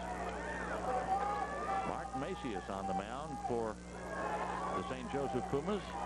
Got roughed up a little bit in the 3rd inning. Gave up another run in the 5th. And no sign of bullpen activity for St. Joe. Leading off the inning for Kennesaw State is Brandon Watley, the second baseman. 0 for 2. Nothing in 1. There's a swing and a miss. No balls and 2 strikes. Boy, Macias, you know, would love to have a quick inning here, Dave. Get some rest. He's thrown a lot of pitches. He has thrown a lot of pitches, and he was out there on the mound for quite a while there in the 5th. Watley 1 ball and 2 strikes. 4 runs, 7 hits for Kennesaw State. No runs and 5 safeties for St. Joseph's. Let up pitch, lined into left. That's a base hit.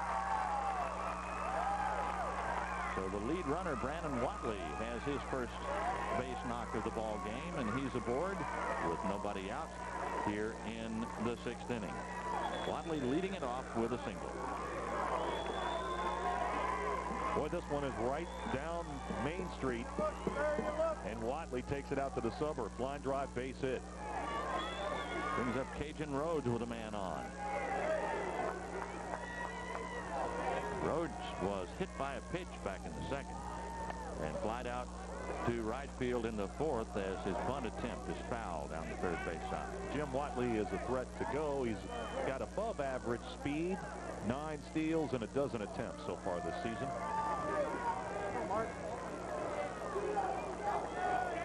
Cajun Rhodes looking for a sign from his 3rd base coach. At this point in the ball game, you just want to get some runs in. Let it all hang out. There's the bunt, and it's a good one. 3rd baseman will go to 2nd. They got him. Force play. Setkowski to Pinto. So the sacrifice does not work. Cajun Rhodes, that looked like it was going to be a good bunt, Dave. Hey, I was right with you, Jim. I thought this was a good bunt. But I think the key was the aggressiveness of Setkowski down at 3rd. He wanted to go to 2nd all the way and was able to pick up the ball without any problems and make an accurate throw to Pinto at 2nd. So Watley is erased. The lead runner is out. Rhodes will be at 1st on a fielder's choice, and Brian McDevitt at the plate. Ball 1 to McDevitt. He's 0 for 2 on the night. A strikeout victim in the 4th inning, and he flied out in the 2nd.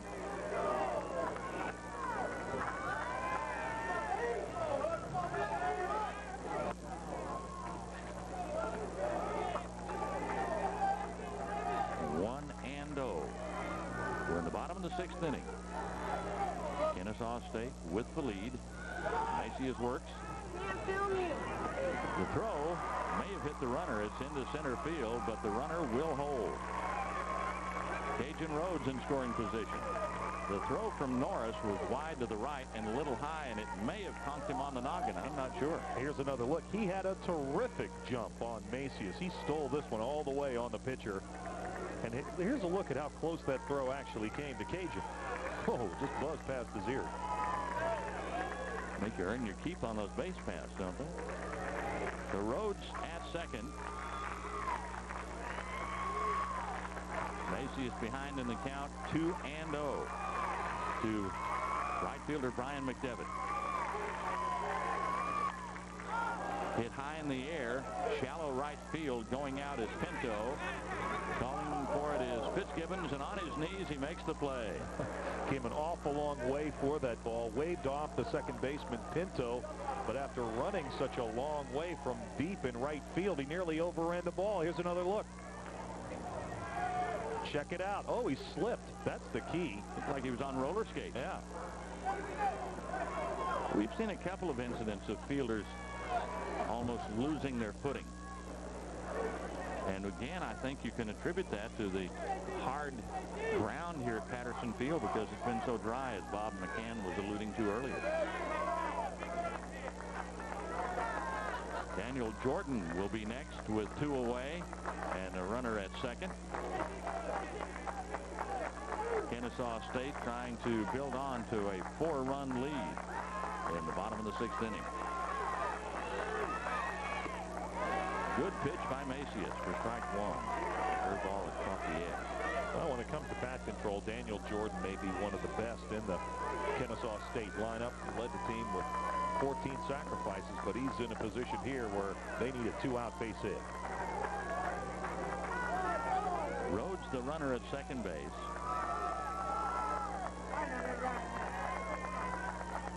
Jordan hitless tonight, 0 for 2. Fly out and the ground out. 2 balls and 1 strike.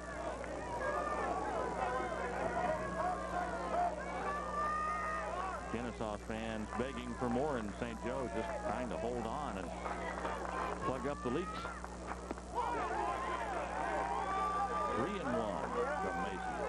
You know, he's been very effective facing the first 2 hitters in the inning much of this ball game, but all of the Kennesaw damage has been done with 2 away, and he's struggling with 2 gone here in the 6th. Bouncer should be an easy play for the shortstop to pick up by Glozier, and he throws across to retire the side. No runs. There was a hit. No errors. A man left on base. Kennesaw State still enjoying that 4-run lead in the 6th. In Alabama's capital city of Montgomery, especially for Kennesaw State's Owls. They lead this NCAA Division II National Championship game by the score of 4-0 as we head to the 7th inning of play. St. Joseph's coming to bat with Olson, Norris, and Zach Wells. And here to describe the action for you, my partner, Dave Weekley. All right, Jim, thank you very much. 4-0. St. Joseph's trailing, and they're down to 9 outs. Got to get something going to keep their dream alive of winning their first ever NCAA Division II National Championship. Mike Olson, the DH tonight. 1 for 2. He doubled back in the 2nd inning. In fact, that 2nd inning was probably the best opportunity for the Pumas to score thus far tonight. The Pumas had runners at 2nd and 3rd with only 1 out, but Jason Childers was able to work out of that jam without allowing a run to cross the plate. You know, Olson is a burly-looking guy, isn't he? First pitch swinging. A Baltimore chop that, luckily for Kennesaw State, goes foul. And that was a veteran play by Jason Childers, the pitcher. He saw once the ball got into foul territory, he grabbed it.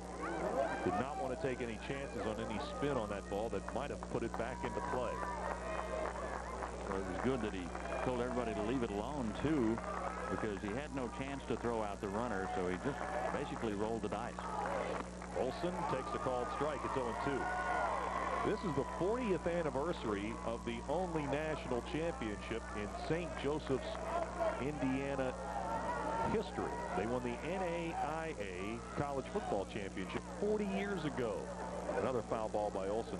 Another note on that game, 40 years ago, back in 1956, they played Montana State in the NAIA National Championship game for college football. The game ended in a scoreless tie, and both teams, St. Joseph's and Montana State, were declared co-national champs. Didn't have a tiebreaker back then. Here's the 0-2. Olson just got a piece of it and stays alive, and the count holds at 0-2. Speaking of college football, how do you feel about the no-tie rule that's going into effect this year? I love it. I think it's great. I like it when the fans and the teams come to a stadium. A winner will be determined. No sister kissing this year. No, not at all. And I think the new rule puts a little pressure on the coaches, and for many of the coaches at NCAA Division 1A who aren't familiar with the tie-breaking system that's been in place in many of the leagues in 1AA the last 3 or 4 years, it's going to be a transition. It's going to be interesting.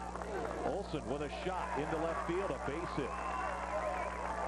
So for St. Joseph's, the lead-off man is aboard here in the 7th inning. Olson with his second hit. And that's his second 2-hit game in these championships. He had 2 hits against Adelphi earlier this week. Now Jeff Norris, the catcher, comes to the plate. He's been aboard twice, 1 for 2, singled back in the 5th.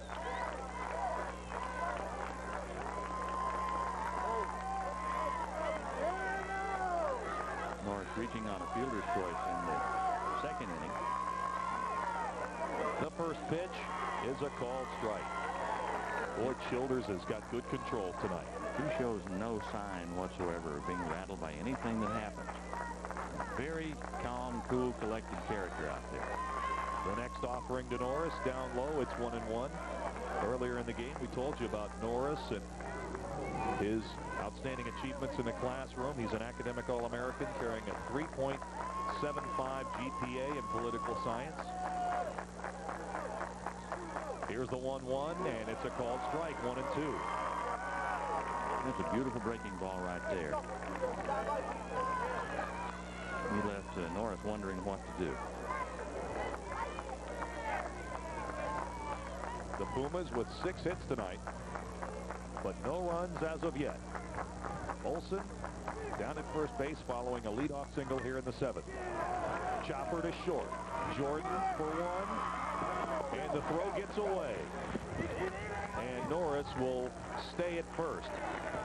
So Olson is retired on the force at second base, but Watley was unable to turn 2. It was a tough play for Brandon Watley to try to make. Good off-balance throw by Daniel Jordan, the shortstop. But the relay from Watley is wide. Jason Jones giving chase at first base, but Norris wisely holding up there, I think, with 1 away, down by 4. Yeah, that's the key. Down by 4 runs in the 7th inning. You don't want to get thrown out trying to get to second base in that situation. Now Zach Wells, the number 9 hitter, is stepping to the plate. He's 0 for 2 tonight. Retired on a comebacker in his last at-bat in the 5th. Childers from the stretch. The pitch to Wells is fouled back, 0-1. And that was pitch number 100 on the night for Childers. But you know, it doesn't appear that reaching the century mark has bothered him that much. He's still throwing good stuff. His curve has a bite to it, and he's got some movement in his fastball. The next pitch, Wells squared as if to bunt. And it's a strike, 0-2. Wells' best game of the season probably came on April 9th against Indiana Fort Wayne. 3 for 5 that day, 4 RBIs, all coming on a grand slam home run.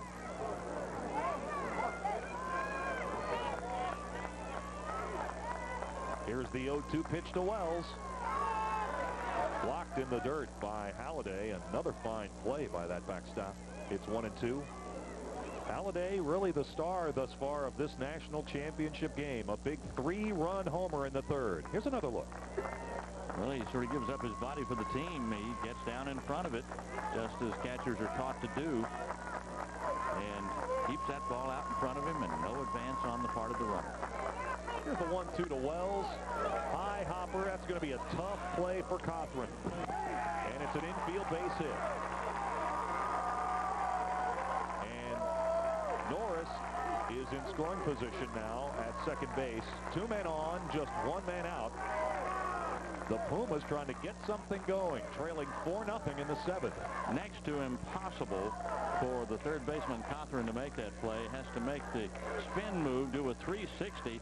Gunned a good throw over to first. Good stretch by Jones, but that chopper off that hard infield gave him the extra step that he needed. So men at first and second.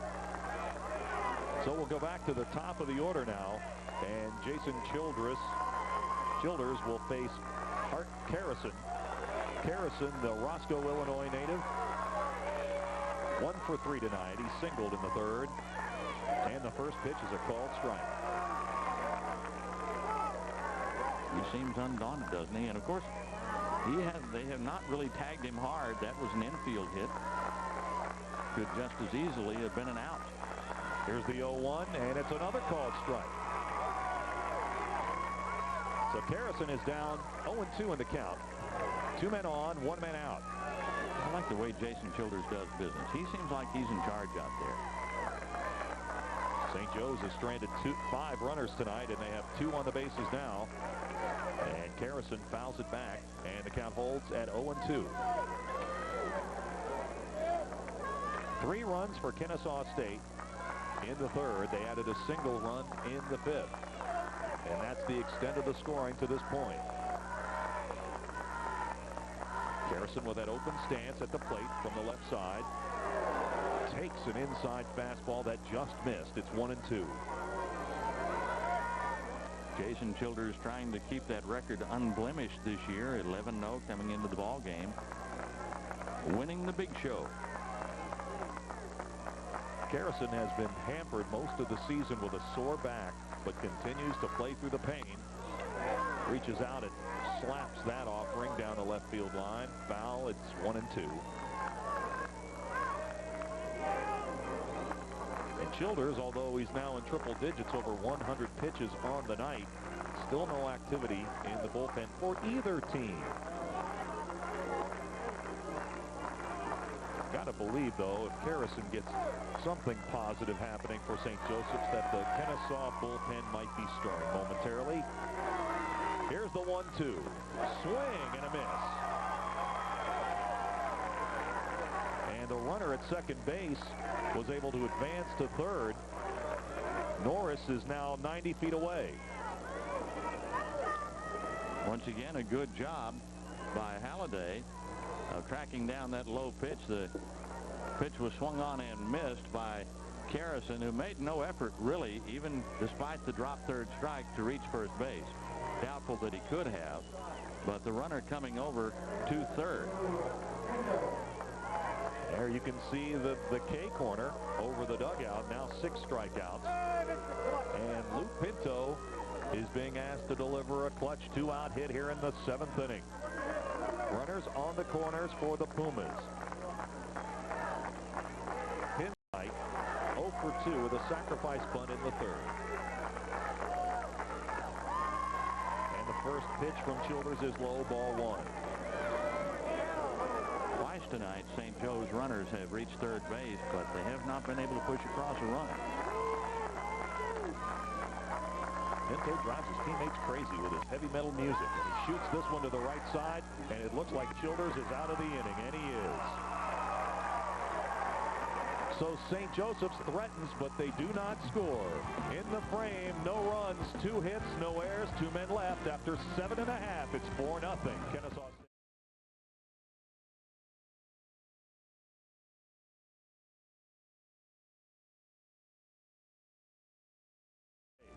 7th inning, Kennesaw State trying to close in on the NCAA Division II National Championship. 7th inning stretch time, and our crew stretching out and taking bows. Rightfully so. Deservedly so. They've taken some terrific pictures tonight, and we still got a ways to go. We'll head back to the top of the order for Kennesaw State. The Fighting Owls will send Brian Millette, Joe Parks, and Nathan Cochran to the plate to try to add to that 4-0 lead. And for Mark Macias, his job is to hold Kennesaw State at bay and hope that his Puma teammates can get something going in the 8th.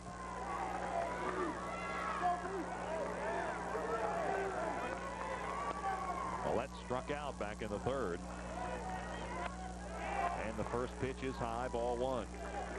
Our hit total is just about even, 8 for Kennesaw State. St. Joseph's has 7, but one of those 8 hits for Kennesaw was a 3-run homer. Fouled straight straight back. It's 1-1. Jason Childers working on a shutout tonight. St. Joseph's has been unable to solve him. Macias has pitched well, but not as well as Childers to this point. Here's the next pitch. Took a little bit off that, and it was fouled back. It's 1-2.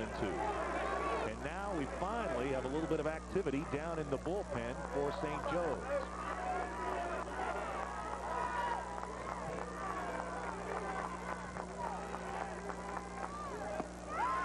Swing and a miss. Struck him out.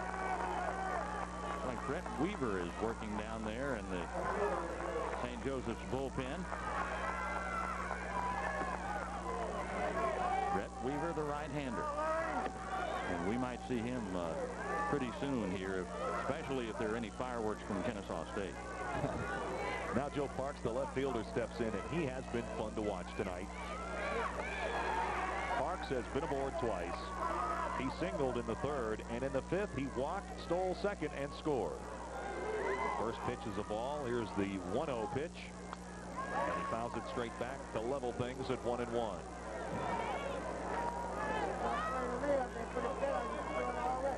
Regardless of the outcome, regardless of what happens from here on in, the officials here at the NCAA have to be very pleased with the caliber of play that we've had tonight in this game. This is one of the better collegiate baseball games I've seen in a long time, Dave. Parks skies it into short left center. And Glozier is able to make the grab 2 away. This has been a very competitive tournament. At one point in this tournament, Jim, we had 4 consecutive one-run games.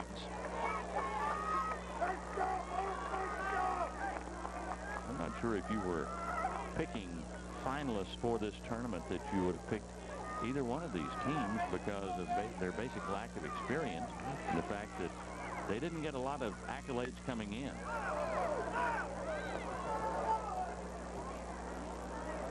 Everybody thought Delta State was pretty much of a sure thing to be in the championship game, if not win the whole shooting match, because they had been ranked #1 in the nation, had won over 50 games and lost only half a dozen during the season.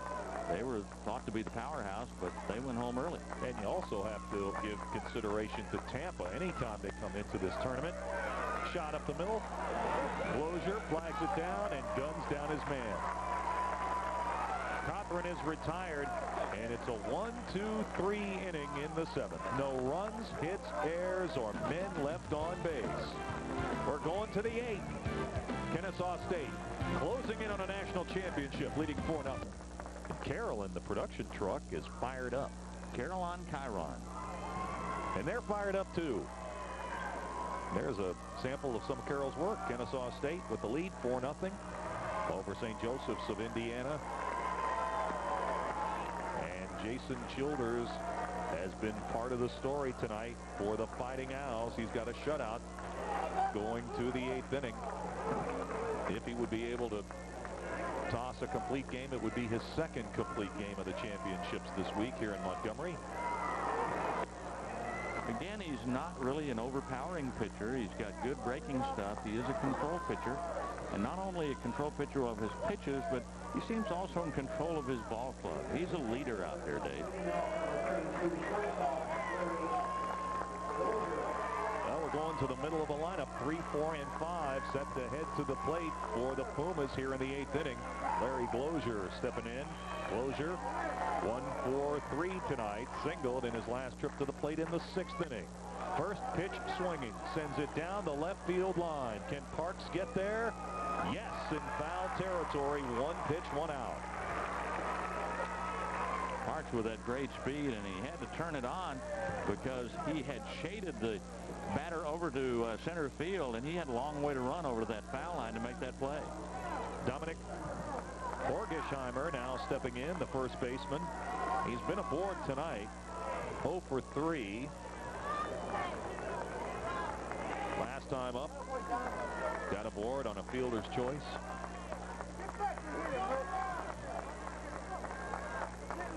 St. Joseph's College, champions of the North Central region from the Great Lakes Valley Conference.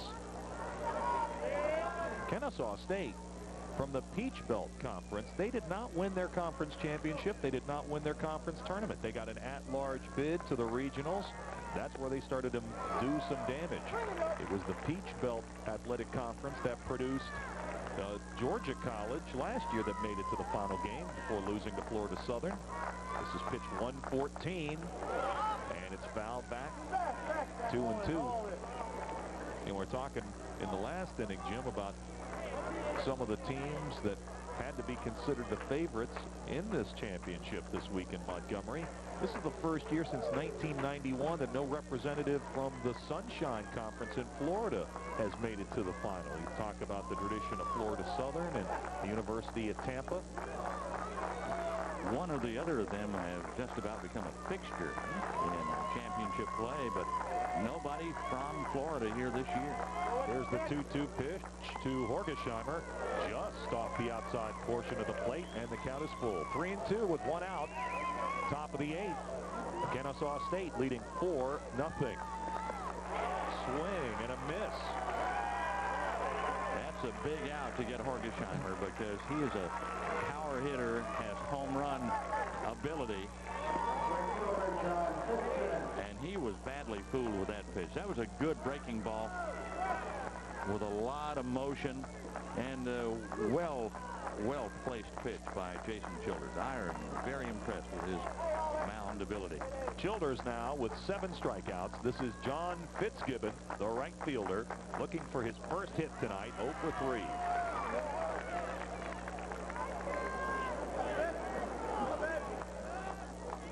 Fitzgibbon has played well defensively, had a couple of outstanding defensive plays.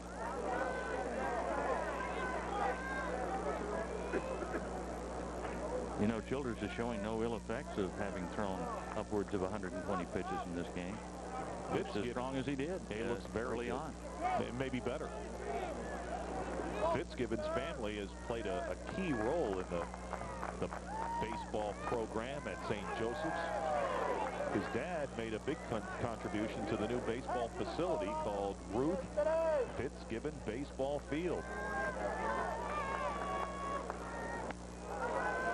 Their home park for the Pumas is named after probably one of the biggest names in baseball ever, the late Gil Hodges.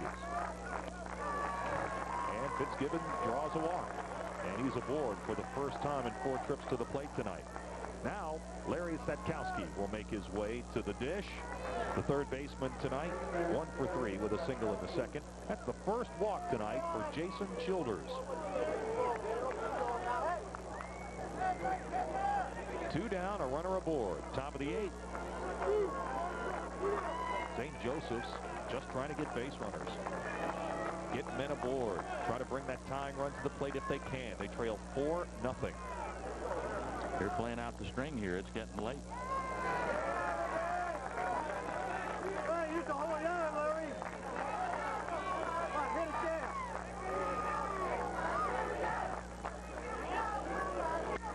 Line drive, left field. Parks coming on. He's got it. And that will do it for St. Joseph's in the 8th. No runs, no hits, no errors. 1 man left on base. We're heading to the bottom of the 8th. Kennesaw State leading St. Joseph's of Indiana 4-0. Alabama has done a wonderful job hosting the NCAA Division II National Championships that are culminating tonight with the championship game between St. Joseph's College of Indiana and Kennesaw State, the Fighting Owls from Georgia. And the man of the night has to be number 23 at the plate, the catcher, Chris Halliday. 3 for 3, 2 extra base hits, the biggest of which a 3-run homer that began the scoring in the 3rd.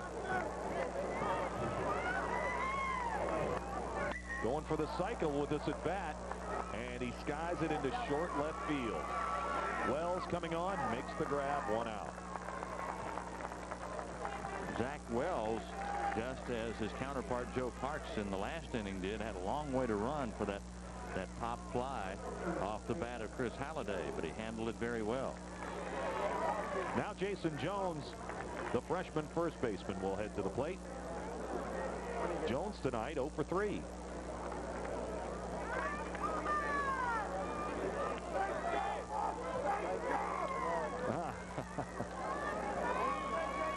There, Jason's got his own private fan club. Made the trip over from Georgia. You can see the true freshman with a wide open stance batting from the right side. Well, Jones came into Kennesaw State at the beginning of this season and was a switch hitter. So normally in this situation, if he had stuck with it, he'd be batting from the left side, but he opted to abandon switch hitting and now goes exclusively from the right side. Here's a good look at his stance. How about that front foot? Deep in the box. Reaches out, slaps it to short. Lozier gets a good hop, fires across the diamond. 2 men out. You know, in the last couple of innings, Macias has settled down. He's now retired the last 5 men he's faced and has looked impressive. Brandon Watley, the second baseman, now coming to the plate. Watley 1 for 3 tonight. Singled in his last trip in the 6th. Kennesaw State just 3 outs away from a national championship. The first college baseball national championship in NCAA Division II baseball for the Fighting Owls if they can get 3 more outs. Of course, they won the NAIA National Championship back in 1994. I guess all things are relative. You like to win a championship in any division. I'd be interested to hear those who were on the NAIA team compare the level of competition to Division II. And the next pitch is high. It's 1-1. Yeah, that's a good point.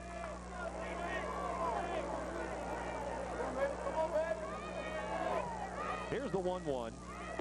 Swing and a miss by Watley. It's 1-2.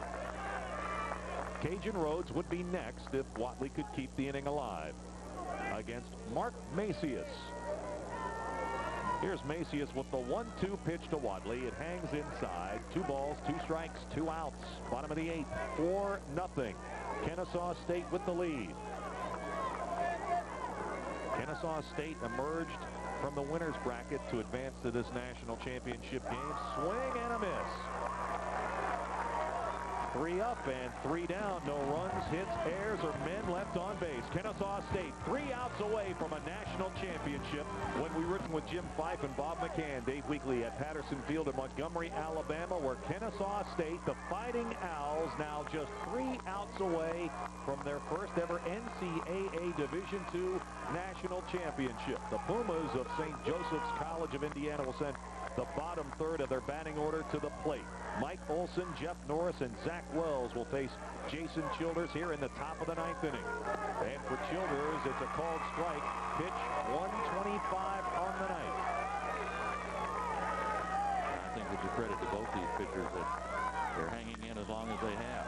Short hop at shortstop by Jordan. Sets himself, throws, and retires his batter. Olson is the first out of the top of the 9th. That was a big league play. He stayed with that all the way. Had to battle it on that hard infield. Oh, how he was able to do that, scamper to his feet and throw across. And got the runner in plenty of time. 1 down in the 9th. Now Jeff Norris, the catcher. Norris has been aboard all 3 times tonight. Single back in the 5th, sandwiching a pair of fielder's choice. And it's a ball, 1-0.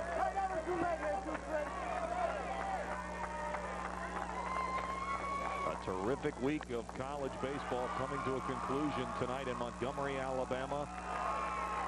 A lot of NCAA championships on the line this week. The Division III championship was decided on Wednesday. And now we're just 1 out away. Norris is retired for the 2nd out of the inning. William Patterson College of New Jersey won the NCAA Division III championship on Wednesday. The College World Series in progress in Omaha. And many of these fans in Montgomery fired up about Alabama's come-from-behind win over Oklahoma State yesterday. Thriller of a ball game in dramatic fashion down to the last batter, and a home run wins it for the Crimson Tide. Zach Wells will try to keep it alive for the Pumas of St. Joseph's College. 1 for 3 tonight, a single in the 7th.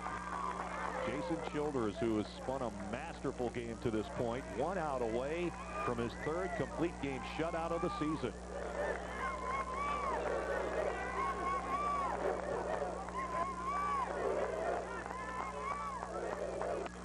Line drive, short hopped at second base. Can Watley get his man? Yes!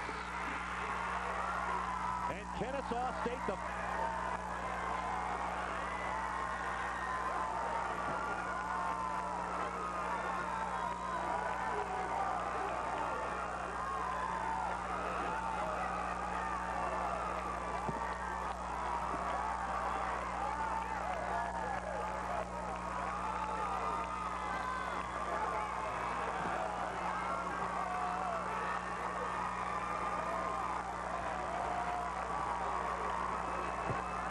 Kennesaw State finishes the season 48-17, and Jim Fife win number 48, the biggest in the history of the Fighting Owls, a national championship. A victory tonight in the title game over the Pumas of St. Joseph's College. How many schools can say they won the NCAA Division II softball championship and cap it off with a baseball title in the same season? Let's send it down to Bob McCann, who's got the coach of the winning team, Mike Sansing. All right, gentlemen, thank you very much. Here at Patterson Field, 1996 NCAA National Championship Division II style is won by Kennesaw State, the Owls. And Mike, congratulations. You've been through it before, but a first for these guys. Congratulations. Right. This team has some unbelievable desire and intensity, and of course, Childers threw the game of his life tonight. But we're just so happy right now. Mike, how fitting that he started this and he finished this. Well, Jason's been our man all year. He's been our #1 guy, and when he's got the ball, we got a good chance. Well, what about the future for this ball club? We got a good group coming back. We only have 6 seniors, so we're excited. All right, thank you and enjoy. Thanks. All right, we'll go back upstairs. We'll have more of the winners in just a couple of minutes, gentlemen. All right, Bob, we look forward to that. And what a dominating performance by Kennesaw State en route to winning the NCAA Division II National Championship in Montgomery. We'll have more in just a moment. Stay tuned.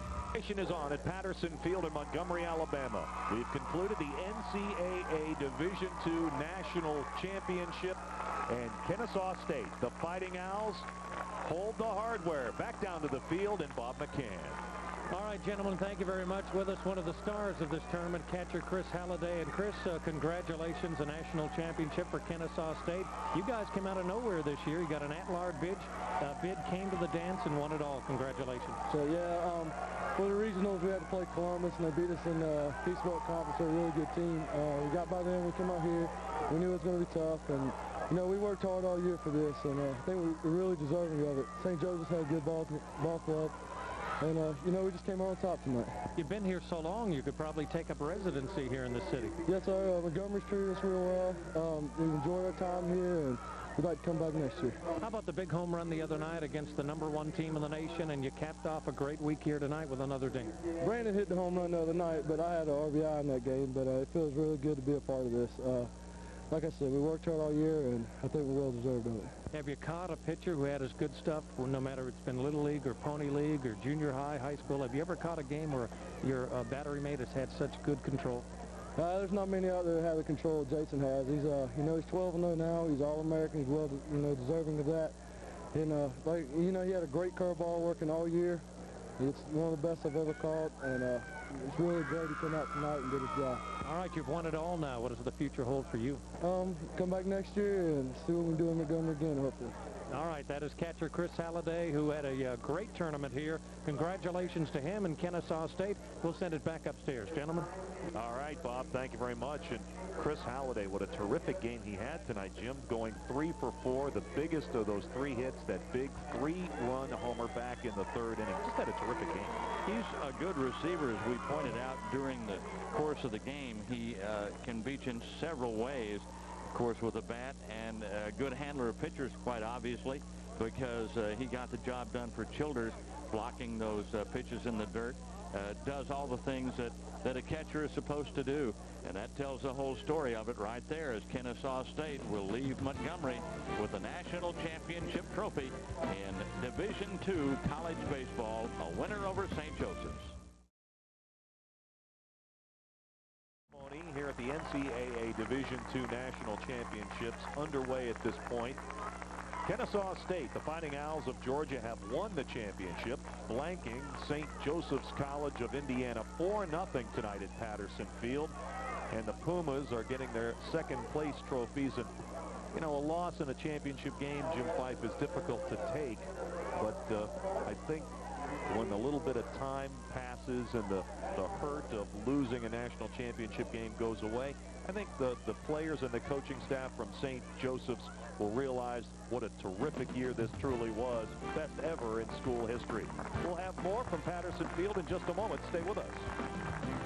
Wins the NCAA Division II National Championship tonight in Montgomery, Alabama, blanking St. Joseph's College of Indiana 4-0. And now the Fighting Owls are getting their hardware, and well-deserved, Jim Fife. Richly deserved. They played a brilliant ball game.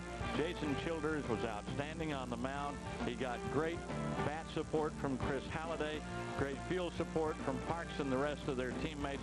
They are a deserving champion. We want to thank all the help we've received this week from the terrific tournament committee here in Montgomery, Alabama.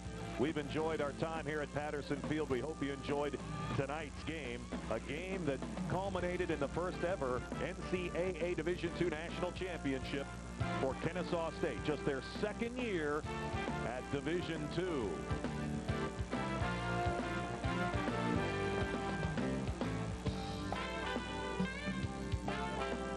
Chris Halliday, a big 3-run homer. That would make the difference. That's all that Kennesaw State needed. They added an insurance run in the following inning. Terrific defense in the field for St. Joseph's from Setkowski. Good work by the right fielder, who had a busy night, John Fitzgibbon. More strong defense from the Pumas. Great play by the shortstop, Daniel Jordan. All right, enjoyed it, partner. Same here, Dave. For Jim Fife and Bob McCann, I'm Dave Weekley saying so long from Patterson Field in Montgomery, Alabama, where Kennesaw State is the champion of NCAA Division II college baseball.